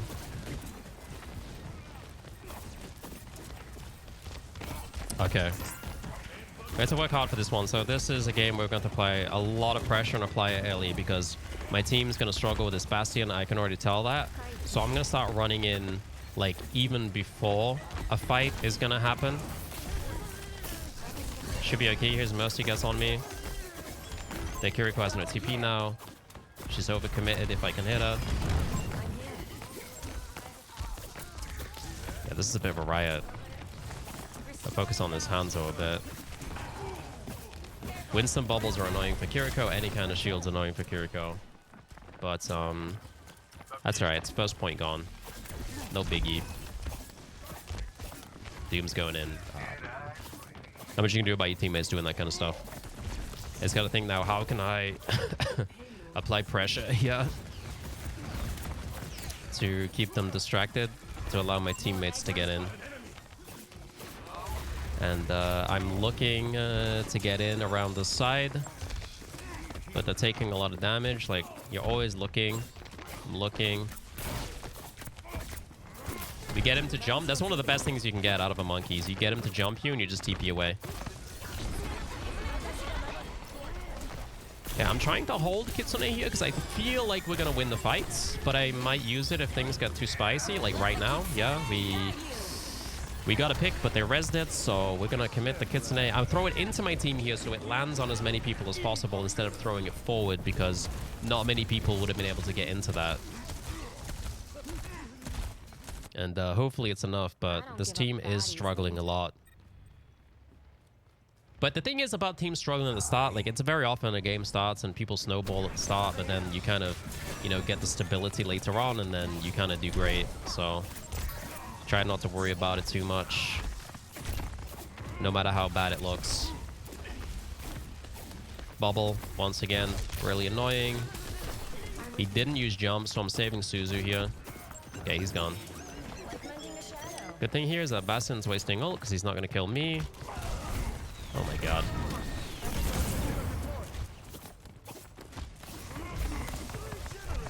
This is a difficult game. Just try to stick to the fundamental concepts here. We're just gonna survive. Double kunai heal. Hope that the enemy team starts to fall apart at some point. This is the kind of game where like people are gonna give up and you have to be the one that doesn't give up, because Overwatch is weird and sometimes people just snowball and they get stuck and then they will get tilted as well, so. You can see how annoying the bubble is. We just double kunai. Get back here.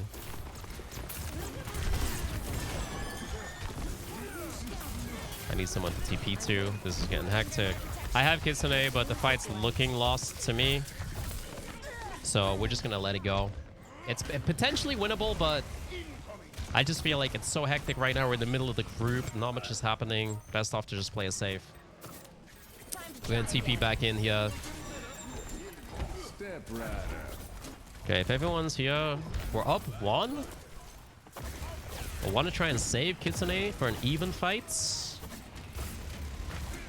But since we're up here, I'm going to try and hold it for a little bit. If somebody starts struggling, like if my Doom gets low, then I'll commit it, just because like even though we're up 1, if we're about to lose a dude, you know, we'll end up being even and we'll end up losing the fight.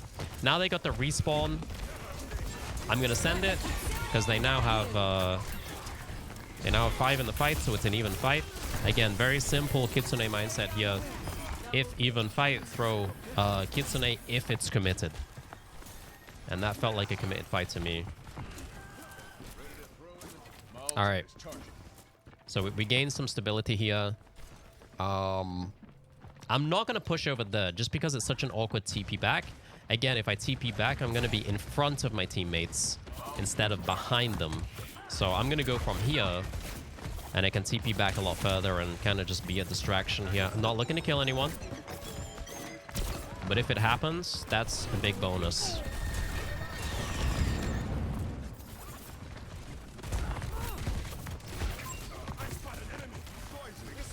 We're just going to back off here. We can't peek this,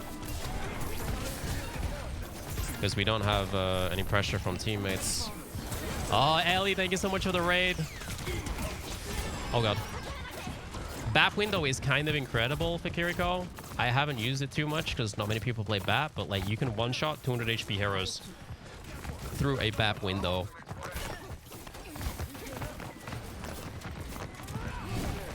Okay, once again, not the best scenario here. If I was faster on that, maybe we could have saved him. Just double kunai, send it. Try get some of those squishes if we can. Double kunai. Nobody really needs healing, so I'm just going to try and get the kills here. Kiriko deep again. She's been deep too many times. It's actually good to recognize that if you're in a game where you kind of get in rolled and you notice the enemy team is playing very risky, that's probably why you're getting rolled. And that's a good thing, because if they keep playing risky, eventually it's going to fall apart for them, or at least you hope so. Okay, we have Kitsune again. So I get to the raid in a second. I'm trying to do some very educational commentary here, and it's going to go up on YouTube, so I'm trying to stick to it, guys. Okay, so we're going to go kunai heal as they come around the corner here with Kitsune. We're looking for a committed fight. This looks committed to me, so we're going to send it in. 5v5, and Bastion was out of position, so we can run him down. We got everybody in the ultimate here. We're going to start kunaiing as much as possible. Same mindset in the Kitsune. If we need to heal, we will heal. If not, we will kunai. Don't want someone to get one shot there, so I'm actually going to throw a Suzu. Heal this guy up. Gonna heal that. Not gonna peek because it seems a bit dangerous. There's a rail. We're gonna dodge that rail. We're gonna kunai heal. The Suzu, I think he's gonna die. Simple mindset. I think he's gonna die. I'm gonna Suzu. No deeper than that. We kind of messed up our TP out of that. I don't think I can save this guy. What? Not sure what happened to my Suzu though. I think it might have like got caught on the edge or something. It definitely got repo. Maybe it was just a bit slow. Let's get back. Okay, we TP back. We're gonna kunai here. Whoa!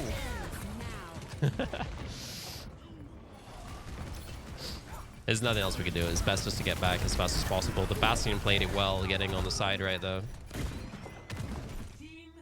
As for Kiriko, I've played enough Overwatch.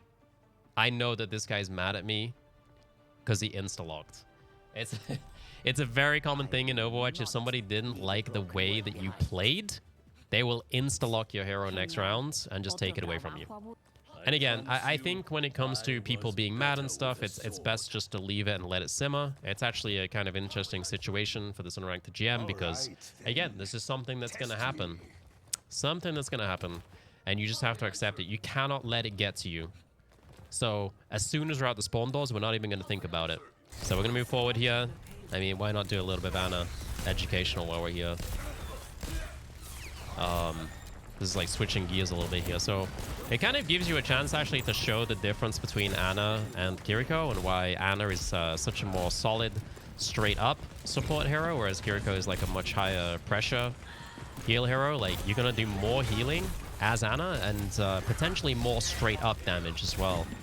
Whereas Kiriko, like a lot of your damage is just pressure.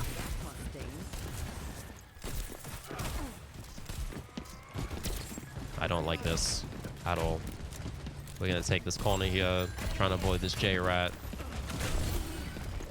God, they have a filthy set of heroes right now, man. So I think we can do here as Ana, especially because I think that my Kiriko is healing a lot.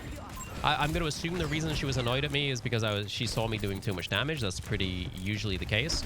I can go up high ground here as Ana and let her do as much healing as possible, and I can just apply pressure from up here. And we can apply pressure in that way instead. We gotta move back here because everybody's dead. But we'll just keep taking angles here. You can see, I mean, kind of a similar way of applying pressure, but a lot more conservative with Ana, as you can see. It's like Kiriko, I'm trying to get in deep. I can take much crazier angles. We can nano the Doom here and send him in. A lot of ults on the field right now. This fight could go either way. Just trying to avoid the junk mines.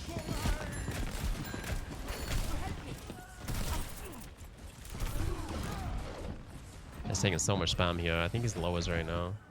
Just move back. Okay, I think he's in that side room. This guy's probably got Taya. Just trying to keep the distance here, stay safe against corners and stuff, and apply as much pressure as possible.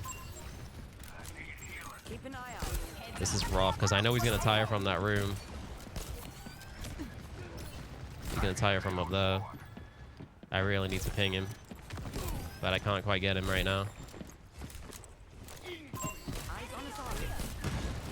Very annoying Junkrat. We have the Farah pick, nice.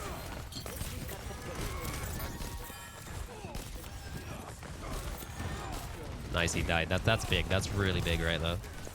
Oh, you're kidding. No, she's not. Dude, what are these mercy reses? I am sick to my stomach right now.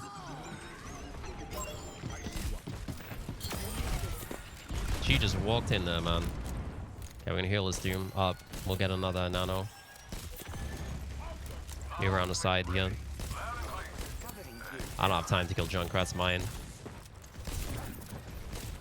Okay, it's gone anyway. Yeah, I'm gonna Nano Doom here. It's not ideal, honestly, but we're kind of desperate and we need this space that we currently have. My teammates should be back in time.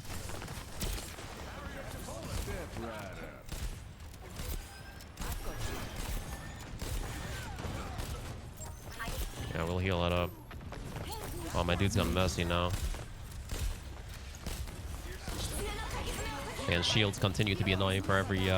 They should have stayed in that room. He knew he was going to die as soon as we stepped out. Oh, Mercy's asleep. She kind of blocked the sleep dart on the Sigma right there. Let's see if we can pull this out. I'm going to jump back to Kiriko here since she's available again, and we can TP back to the point. I'll find my own path. Once again, no matter the scenario, good to try and not get tilted. Even though this is probably about the most tilting scenario that you could get. We're just going to stick to the principles here. We're going to move forward, apply pressure. It's one of those scenarios where I'm really scared to get off card. Because I just don't trust my teammates. So, going to stick around. I think... Oh, he's off Junkrat. That's great. They're definitely going to contest this, though.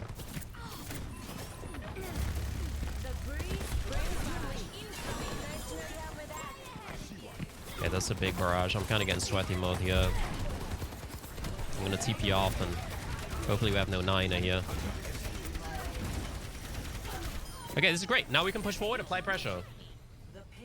We got 2 minutes 30 on the clock. Very winnable. Heal the teammates, apply pressure. She jumped out into the open, not much I can do about it. Nice. My Tracer jumped into the Bastion, not much I can do about it. And my Doom just ran away from me and I lost my TP target. So, kind of rough. But that's why you really got to keep an eye on your teammates for TP targets, because you never know what your teammates are going to do. You're going to get situations where you think that somebody's going to stick around and then they just kind of disappear instantly, even though it doesn't really make any sense. But the more you can pay attention to them, the better, and the less it will happen. Because like I could have gone into that and looked at my Doom and saw that he was gonna go back there for sure. Assumptions are very rough on Kiriko. If you make assumptions about Suzus, if you make assumptions about where people are gonna be for your TP, you're gonna struggle. Always best to look back. Yo, Natrico, thank you for the sub. Appreciate it. Okay, back to fundamentals. We're gonna push forward, apply pressure. Torb, very annoying for Kiriko because she's so bad at killing turret, and the turret also shuts down the flanks, so another hero that is not ideal for Kiriko, and I think it's good to cover those so you can have a better understanding of where Kiriko might be bad. Overall, she's a very versatile hero, but she does struggle in some scenarios. Okay, we have an even fight here. We've got our dude coming back, and I'm dead, so it's not even anymore. Hopefully my team can clutch this. It looks like they're doing it, so that's good. Maybe. We did lose Doom. If we don't clutch this, we just invested a lot into a 4v5, so... Oh, they got the Orisa res. Okay, Kunai heal. As long as we keep moving it forward here, we're good. I'm going to invest Kitsune. They invested as well. It's going to be quite the fight here. Damage. Don't need healing, we damage. I'm just trying to survive against this Orisa while tanking her in the face. It's kind of awkward.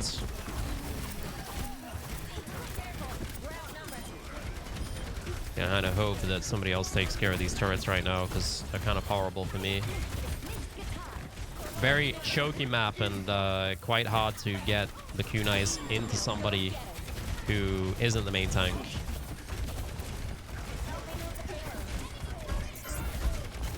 And they got lots of thick heroes right now. They got 225 Mei, they've got Torb who's got the E-Press, Orisa. Just trying to push more here to try and get the angle. A lot of people taking damage, so it's kind of difficult. But we just try and do what we can.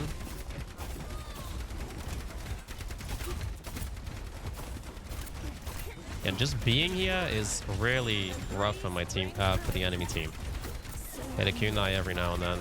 If we come into this, I'm coming as well. Good thing to note, I'll talk about it in a second. She's going for that res, 100%. She gets them all.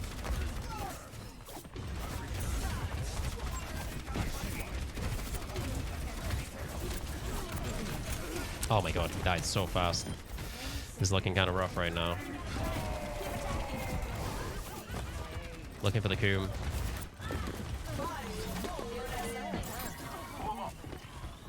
I'm trying Moira. I can't really touch that. We're going to have to rely on Moira here, but it's looking pretty rough. That was always going to be a stressful game there, but GG. There was definitely a chance to bring that one back. Oh, the Kitsune over the car scenario. It's kind of hard to explain, and it's mostly just an experience thing. But Kitsune goes over things as long as it's low enough. I would have to go through every single payload in the game and show like pictures of it. And also it changes if it's on like an angle or not. But essentially, if it's a low payload, your Kitsune will go over it. Like the F1 car there, like it goes straight over it. But if it's a high payload, I'm thinking like Dorado. On the front of the payload, it's got like a bump that goes up for the passengers. And in that scenario, it doesn't really go over it. So, or it doesn't go over it. It will just hit it. So it kind of just takes experience, but low objects, Kitsune will go over. Is it not worthwhile to attack Mercy? Can Kiriko not kill it quick enough? It's always worthwhile to attack Mercy. If there were scenarios where I was attacking someone and not attacking Mercy, that's my fault. Again, Kiriko's very hectic in a fight. Sometimes I'm going to be kunaiing the tank and it's not the perfect play, but it's just because the situation is too hectic. It's pretty much always best to try and shoot a squishy and preferably a support if you can. But, you know, that's just optimizing as much as possible. And, like, you're not always going to be perfect in your gameplay. So, like, if I was shooting a Risa there, instead of shooting the Mercy when I should have been shooting the Mercy, that's just on me. But, again, always with the mindset, we want to shoot squishes before we shoot tanks as much as possible. Not everybody knows the optimal heroes to have on the cart and all that kind of stuff. So, just as with Kiriko, and just with any hero in the game, like, you're always dynamically reacting to what your teammates are doing. And if they're not touching the cart and nobody's touching the cart and nobody's going to touch the cart, yeah, maybe you need to go back as a tank and that kind of sucks. But, you know, you just got to adapt to what's going on. Oh, they have a lever. Okay, that makes sense. I was going to say, where the hell are they? Well, never mind. No push. All right. Very fun map here. Lots of angles to get nice flanks and apply a lot of pressure. The only issue is you're TPing back into your team where you're going to be in front of your team. So you need to kind of TP back earlier so you don't get shot down near the start. Okay, we're going to stay here because we want to apply as much pressure as possible. Okay, she wins that. So good numbers to note, actually. Kiriko does a 120 damage headshot. So if you're ever in a 1v1 with a Kiriko and she gets you to 120, you pretty much give up on that fight unless you're gonna Suzu yourself. Because if she hits one shot on you, you're gonna die. So most of the time, it's not gonna be worth it to take that headshot. So you just TP back as soon as you get to 120. This guy is ruining my day right now. Okay, lots of damage being taken. We're going to drop back Suzu this to make it easier for ourselves. And we're down to 3 now, so we're just going to back off entirely. This is kind of just fundamentals. And I haven't talked too much about Overwatch fundamentals yet. But the most important things is like assessing the numbers of the fight. So right now we're 3v5. So we just want to pull back. It's like the ebb and flow of Overwatch. And we want to play corners all the time. Okay, I just made a big mistake. And it's nice sleep. I need to get ready to get away though. We're gonna send Kitsune. Yeah, that was kind of sloppy. We're gonna hit this guy with a Suzu. There's a Sigma up my butt. We're struggling to survive here. We're just gonna like TP around. I don't think we've actually played against a Sigma yet, or at least if we played against a Sigma, nothing of note happens. But basically, is another like hero interaction. So against Sigma, if you get ulted, do not Suzu at the start of the ultimate. Why?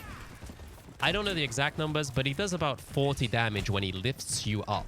And you cannot cancel that. If you Suzu, he will still lift you.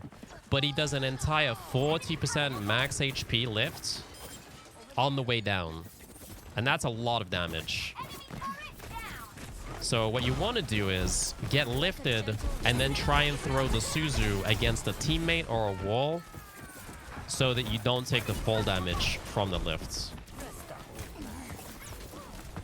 That's the ideal scenario. I'm going to pull back here so we can get some damage on the Ana. I thought you were the sniper.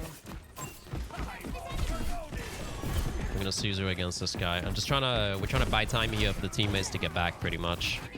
Again, I know I can TP out, so it's good for me. Tracer, that's on her. I'm going to worry about her. I'm going to TP on the crit ram here. It's going to be rough. Wall climb.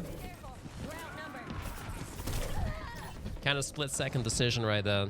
A lot of split-second decisions with Kiriko. Like, if I had to give, like, the biggest tip for Kiriko is to play a lot of Kiriko, because you need experience of those split-second decisions that you have to make there.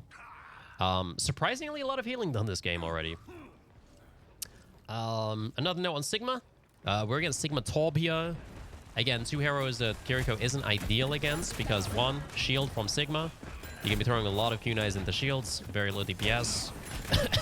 And Torb, he puts up a turret, it takes forever to kill, and you can't really flank because of the turrets. So you're gonna notice that I'm kind of just sticking with the team here, pumping heals. With down 2, always keep an eye on how many teammates you have. Very important, fundamental Overwatch thing. And you kind of hope that your teammates do as well, but they probably won't. He's going in, you know, 1v5. So there's nothing you could do. You go back and you come back with Kitsune next fight. You hope people don't get staggered.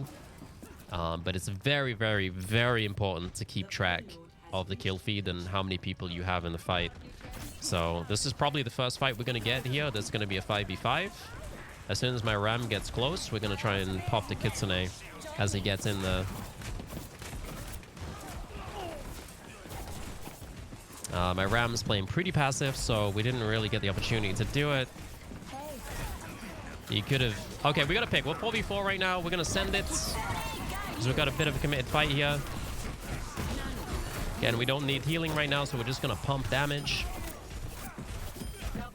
as much as possible. I'm actually happy that my aim doesn't feel that good during this Unranked GM. Like, I normally aim better than this, I'm going to be honest. But it's good that it isn't, because it means that, you know, people watching can understand that, you know, you don't have to have insane aim with Kiriko to pop off.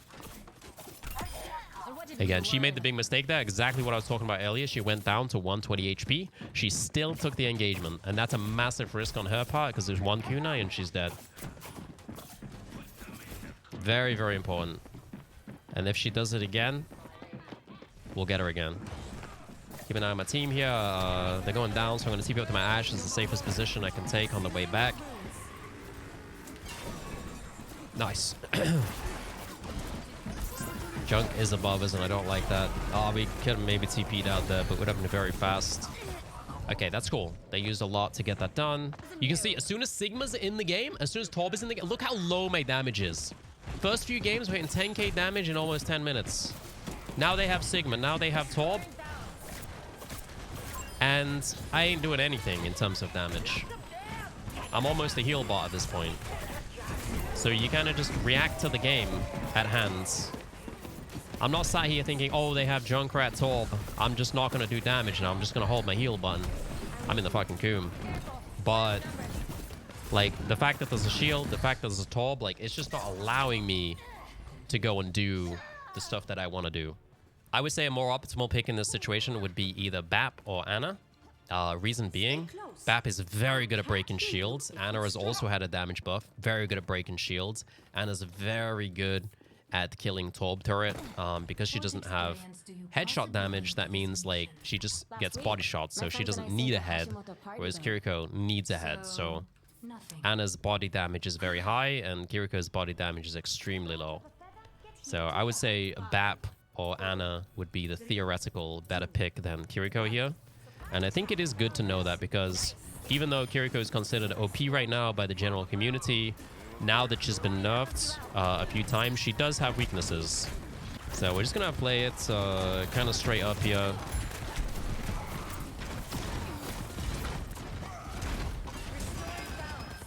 Oh, we need to help that Widow real quick, and we'll come back down.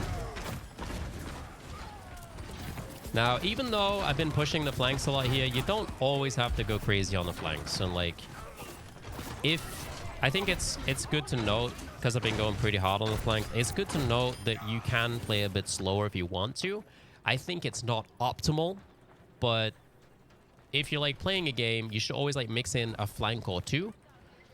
But you can just play straight up kunais. As long as you're throwing kunais into damage, that is pressure that you're applying. It doesn't necessarily have to be on the flank all the time. So you can just kind of play straight up a bit more if you want to. Okay, Junkrat's behind. Especially if you feel like a lot of people are taking damage from a lot of directions, and you feel like you're not going to get there in time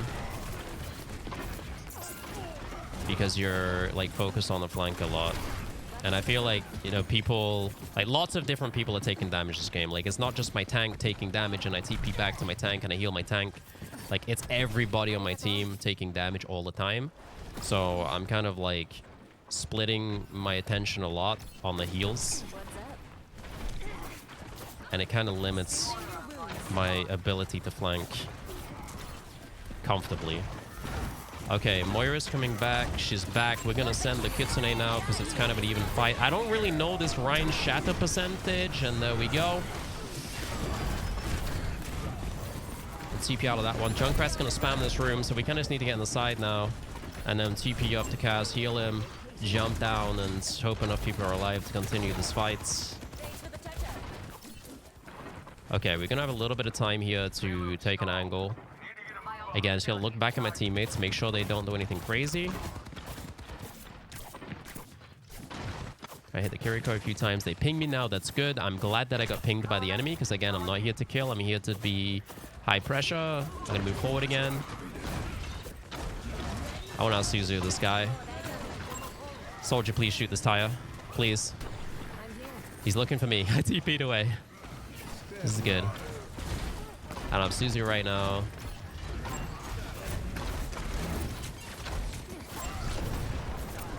Oh no, that's a very nice charge from that Rein. And I'm in trouble as well. Yeah, that charge was beautiful from that Rein. To get the Zarya on the other side of the map right there. Oh, she invested Grav. That's rough. Okay, we're gonna have to hit the flank here. We gotta open up some space if we can. That's a J-Rat up there. J-Rat can always one-shot you, so you can't really push anywhere near him. So you're very, very careful. Pretty sure he's got Shatter here, so I'm gonna get behind the wall. That's my monkey gone. Okay, we need a pick here badly.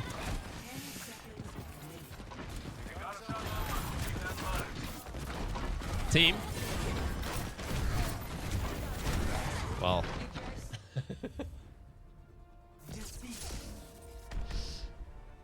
Okay, push map. So again, nothing changes, but you will find that push is a lot more aggressive than the other game modes. What's up? Just because of the nature of the game modes.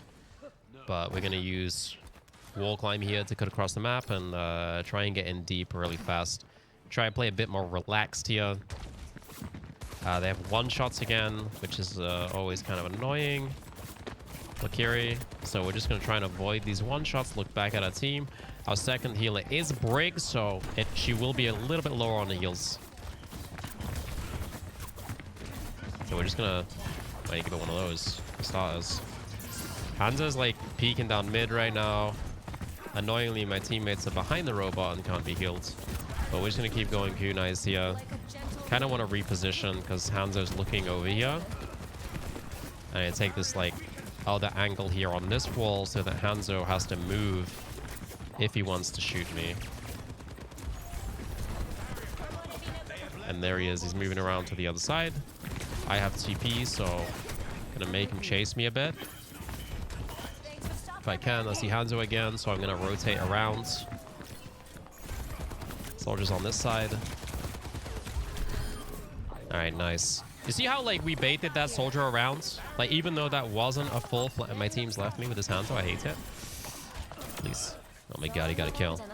You see how we, like, baited him around? Like, we moved sides, we tried to pull him in, and then we TP'd across, and he kind of got out of position. Like, even if you're not full flanking, and you're just, like, playing angles on the sides, you can still make that kind of stuff happen. We don't have much time to get on the flank here, so we're kind of just going to push it mid. And, I thought they dropped Hanzo there. I think we played a single game yet against a non-one-shot hero.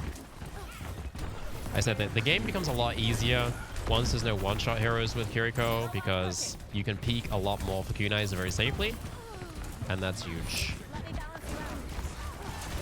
I'm just going to kunai there because they're running into a Hanzo and I don't want anyone to get one shot while we're up in this fight. There's a 4v5, I think. Whoa! Oh, note we haven't even mentioned that yet, but if you TP, it basically works like a Suzu on yourself and you can cleanse yourself with a TP. It's really, really good for dueling against a Cassidy. We know there's a Hanzo here, so we're going to peek him, but we're going to do it in awkward ways where he's not really going to be looking or anything.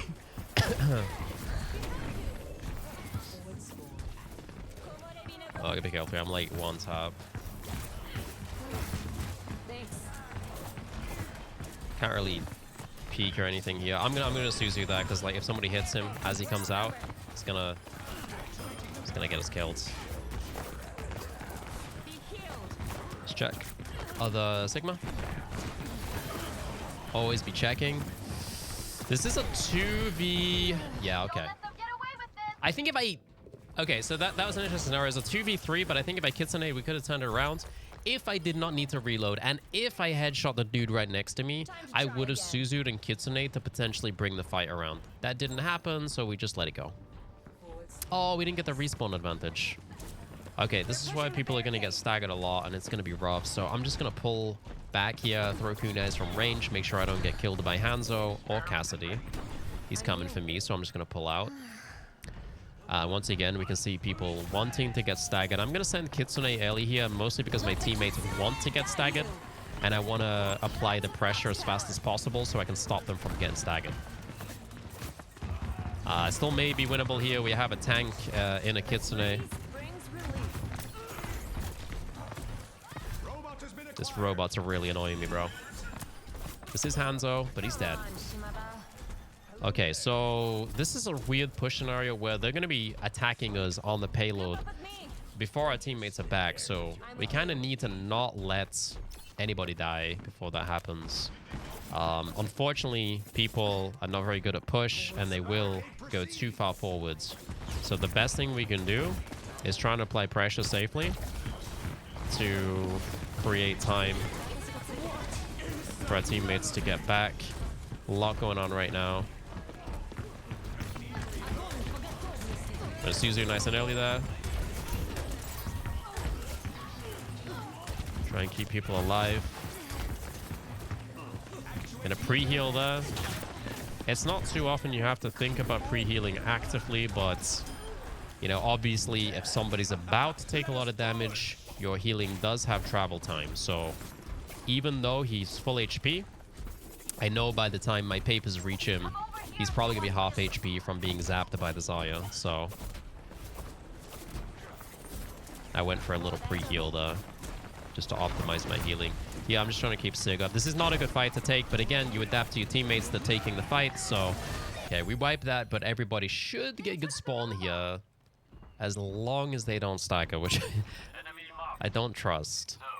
But once again, we're going to move forward. We can do this because we can just TP back if we need to. My teammates should not be doing this because if they stagger right now, they're not going to get the good respawn, and it's going to completely screw us on the defense. Gonna look to save my Reaper. Okay, we're going in. This is a bit risky from me because I didn't really know what was on the other side, but also I know if my Reaper dies, we lose this fight, so Gonna get back with my team, let Reaper do what he wants to do. We're gonna Kitsune early here. We're gonna Kitsune early. It's an even fight. And Ryan is kind of committed. He might have Shatter here. I'm not entirely sure. It's actually one of my weaknesses is tracking ultimates, and it's something I can improve on. This trace from me. Remember you can... Okay, she's dead. Good stuff. Let's go forward here. Did not mean to TP there. That's actually a very unique TP interaction. If you TP at just the right time to a Reaper while he's TPing, even though you TP it at the start of the Reaper TP, the teleport has a 0.25 second cast time. So if you are in the animation and he goes through his TP, you will actually end up on the other end of his TP. That also works with Sombra, and you can actually TP across the entire map with the Sombra Translow if you do it right. But it's such a rare scenario, and it's incredibly difficult to time, so it very rarely happens. Yeah, well, he's out of there. We're just going to take a weird angle here to make this fight kind of spicy for them.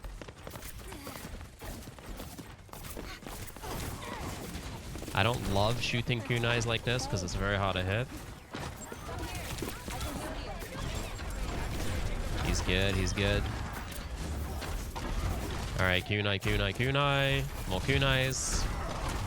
Unfortunately, I couldn't heal him because he's behind shield. Heals do not go through shields. Enemy shields.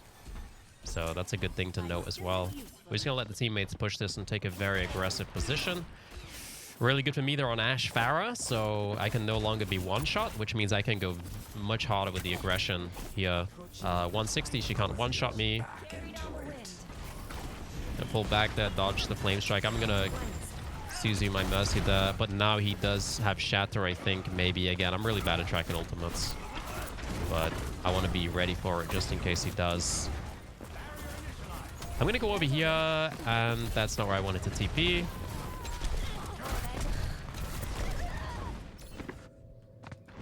And I think we just let that go. But 1 minute 30 here. We got a lot of distance. Basically, all we have to do is not mess this up. We get good spawns on everybody. Reaper should have good spawn as long as we don't get staggered here.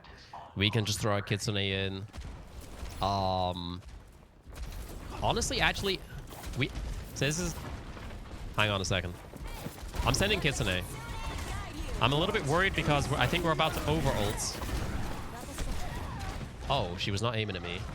Okay, I was thinking very deeply about that. I thought my team was going to over-ult because we had 4 ults. And people generally don't think about ult economy too much. So I had a feeling if I popped Kitsune, we're going to pop everything else. And then, you know, we have potential to throw the game because we used every single ultimate. But luckily, we didn't use every ult. And even though it wasn't a one fight, it was a decently traded fight. And they didn't really get any distance, so... And now we have ults going into this. I think I gotta just threaded the needle on that one. And again, simple mindset on that Suzu. Like, I knew she was gonna die, so I threw a Suzu at her. We must hold the enemy barricade. Don't keep it any more complicated than that. Looking for squishes. Don't want to waste my time with this Sigma if I can. Reinhardt, sorry. Although he was way out of position, so I'll go and punch him one. There's a charge, and that should be the game in our hands right there. Very nice. Very simple game. Very simple game. Not even the biggest stats there. I barely even hit any shots, dude. Only 8% crit hit accuracy. We just applied a lot of pressure from the sides. That was honestly a really good game to just show like the ebb and flow of Kiriko. Like if we are winning a fight, we push forward, we apply pressure, we go back, we fight the fight, we go forward, we apply pressure, we go back. And really that is the most important thing when it comes to Kiriko, is just understanding when you have opportunities to go forwards and apply the pressure with Unlocked Echo. Okay, so we're on Oasis. We're gonna stick to the, you know, the usual mindset. As I said last game, oh god, it's a ball. Okay, we haven't really played against a ball yet, I think. So ball is kind of rough for Kiriko. Again, you've got the issue of no head hitbox most of the time, so you're going to be very low damage against. I'm going to TP my Ryan here. I knew he was going to be okay.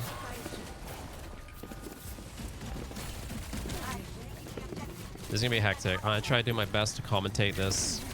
They have Tracer, they have Ball, they have all of the stuff you don't want to see, pretty much.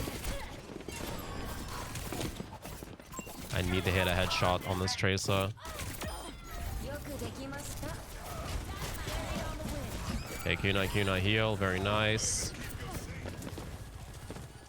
So Ball is very high pressure for Kiriko. You're super low damage. You are on the back foot here. You have no cooldowns to slow him down. All you can really do is TP away from him, which is great, but it doesn't help kill him, which is useful. Because usually you win fights by killing people. We do have an Ana though. She can hit sleep darts on him. Basically, my big thing in this game is to be surviving at the back and hopefully hitting kunais on the Tracer if I can. If I can get picks on the Tracer and stay safe, then we'll be good. But this is the kind of game where, especially since we have a Rhine, I'm probably mostly going to be playing safe. Hiding as much as I can. Ball makes for pretty unique Kiriko scenarios on both the enemy team and your own team.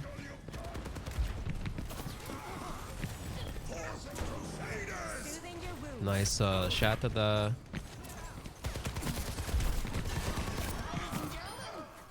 I wanted to help the Rhyme. You can see how hectic this game is. Like, everybody's everywhere. Ball is an absolute menace. And a full-on nightmare for supports, honestly. Not just Kiriko.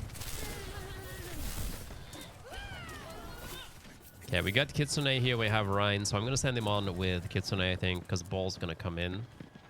Okay, here we go. I'm going to send it. Yes, might be a little bit early.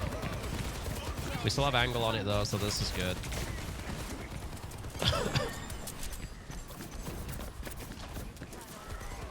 I need to get back in a second. Ryan, I need you, man. I know the ball's coming, but I can't really deal with him right now. Going to Kunai heal.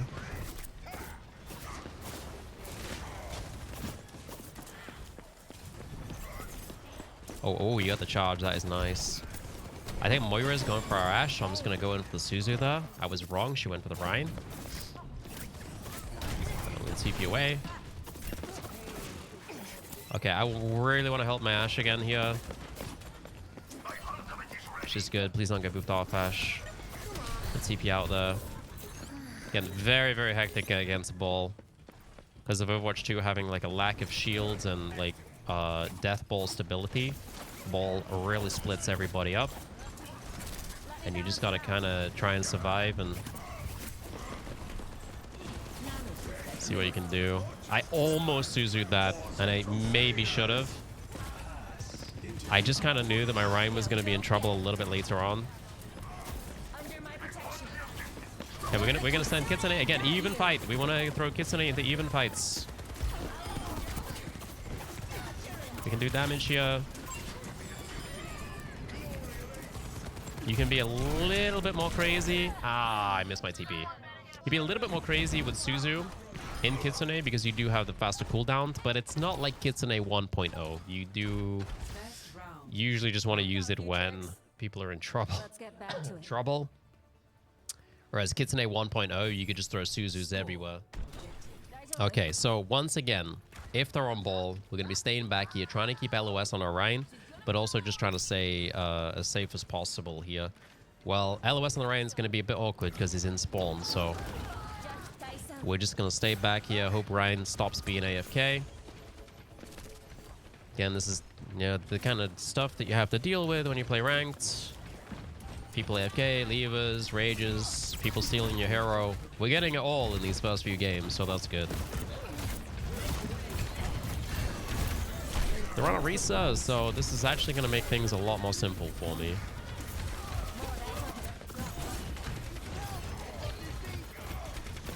So just going to heal up. We're going to kunai. I'm gonna Suzu that because if Echo did hit another shot there, it's fully possible that she dies from stickies into a shot.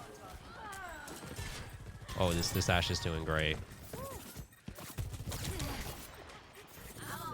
Okay, just using corners again. I don't think I've emphasized the power of corners throughout this Unranked GM enough. We've focused a lot on Kiriko fundamentals, but not a lot on Overwatch fundamentals. So I've mentioned that a few times, but you need to pay attention to how often we're just using corners here. We're never out in the open. We're on the corners as often as we can be. I'm going to TP back here and drop the Kitsune because we're about to engage, and it's a 5v5. But what do we do if it's an even fight? We drop the Kitsune and we roll him. Put the Suzu in the pump heals. Pump heals, we need heals. Now we go damage. Okay. Oh, what's happening over there? Let's pay attention to this. We got an Echo over here. And Ashe got the kill. Very nice. 4v4 right now. We know our dude's respawning. We can check back. He's still very much on the respawn. So we're in a 4v4 situation. Arisa has ult. We're going to Suzu it, but we're going to Suzu it a little bit late. She popped her ult actually too fast there. She probably could have gotten away with a bit more. This is looking a bit rough. Bob's coming in though. The amount of times that Ashe has been like 1 HP. Oh, Suzu Bob. Damn. Suzuing Bob's fine. If you got nothing else to Suzu, like if they're trying to kill Bob and you can keep him alive, that's big annoyance for the enemy team. Nice hits on the Moira right there. All these Suzu hitting like 1 millisecond too late. Use a bit of wall climb here to make it harder for them, but as the games get more difficult, my damage is getting lower. Like first few games, it was like 10k damage, 10k damage. Now we're down to 3-4. Like it happens so fast. There's a lot more room to do damage in the earlier ranks, for sure. We're gonna Suzu that because he's trying to get me. But now we just go kunai kunai. 2 kills here. We got Kitsune. We're on 82. So we're just gonna finish this fight. I know from experience, if we have 82% of the points and we take it, even if they're a little bit staggered, they're going to be touching staggered, and like it's better for us to just roll the point like that, and then they have to kind of try and touch it while staggered. All right, let's get back here. Moira might be going left here for the touch. Yep. So they're touching staggered, so it's good that we took the point faster, because they shouldn't really be winning this fight staggered unless my team has a massive brain fart. There's a shatter from my boy. Yeah, he probably should have taken it a little bit slower. Oh, he's not looking good. Oh, we got Bob to save the day. The good thing about Bob is that he can't mess up. He's a solid teammate.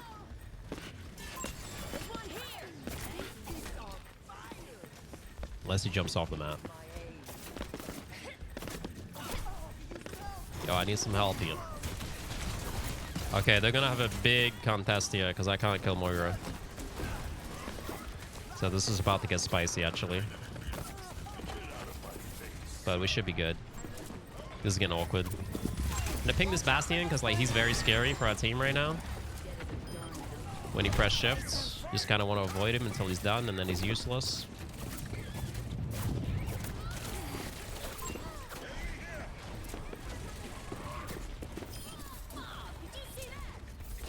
It's one of the biggest delay maps in the game. There we go. Nice and easy. GG, and that's gonna get us on first rank in. It was a lot harder than I thought it was gonna be. So we'll see where we get. All right, prediction. So I think we're gonna get either gold or plats. We could get lower, I'm not sure. Okay, we got the gold 4.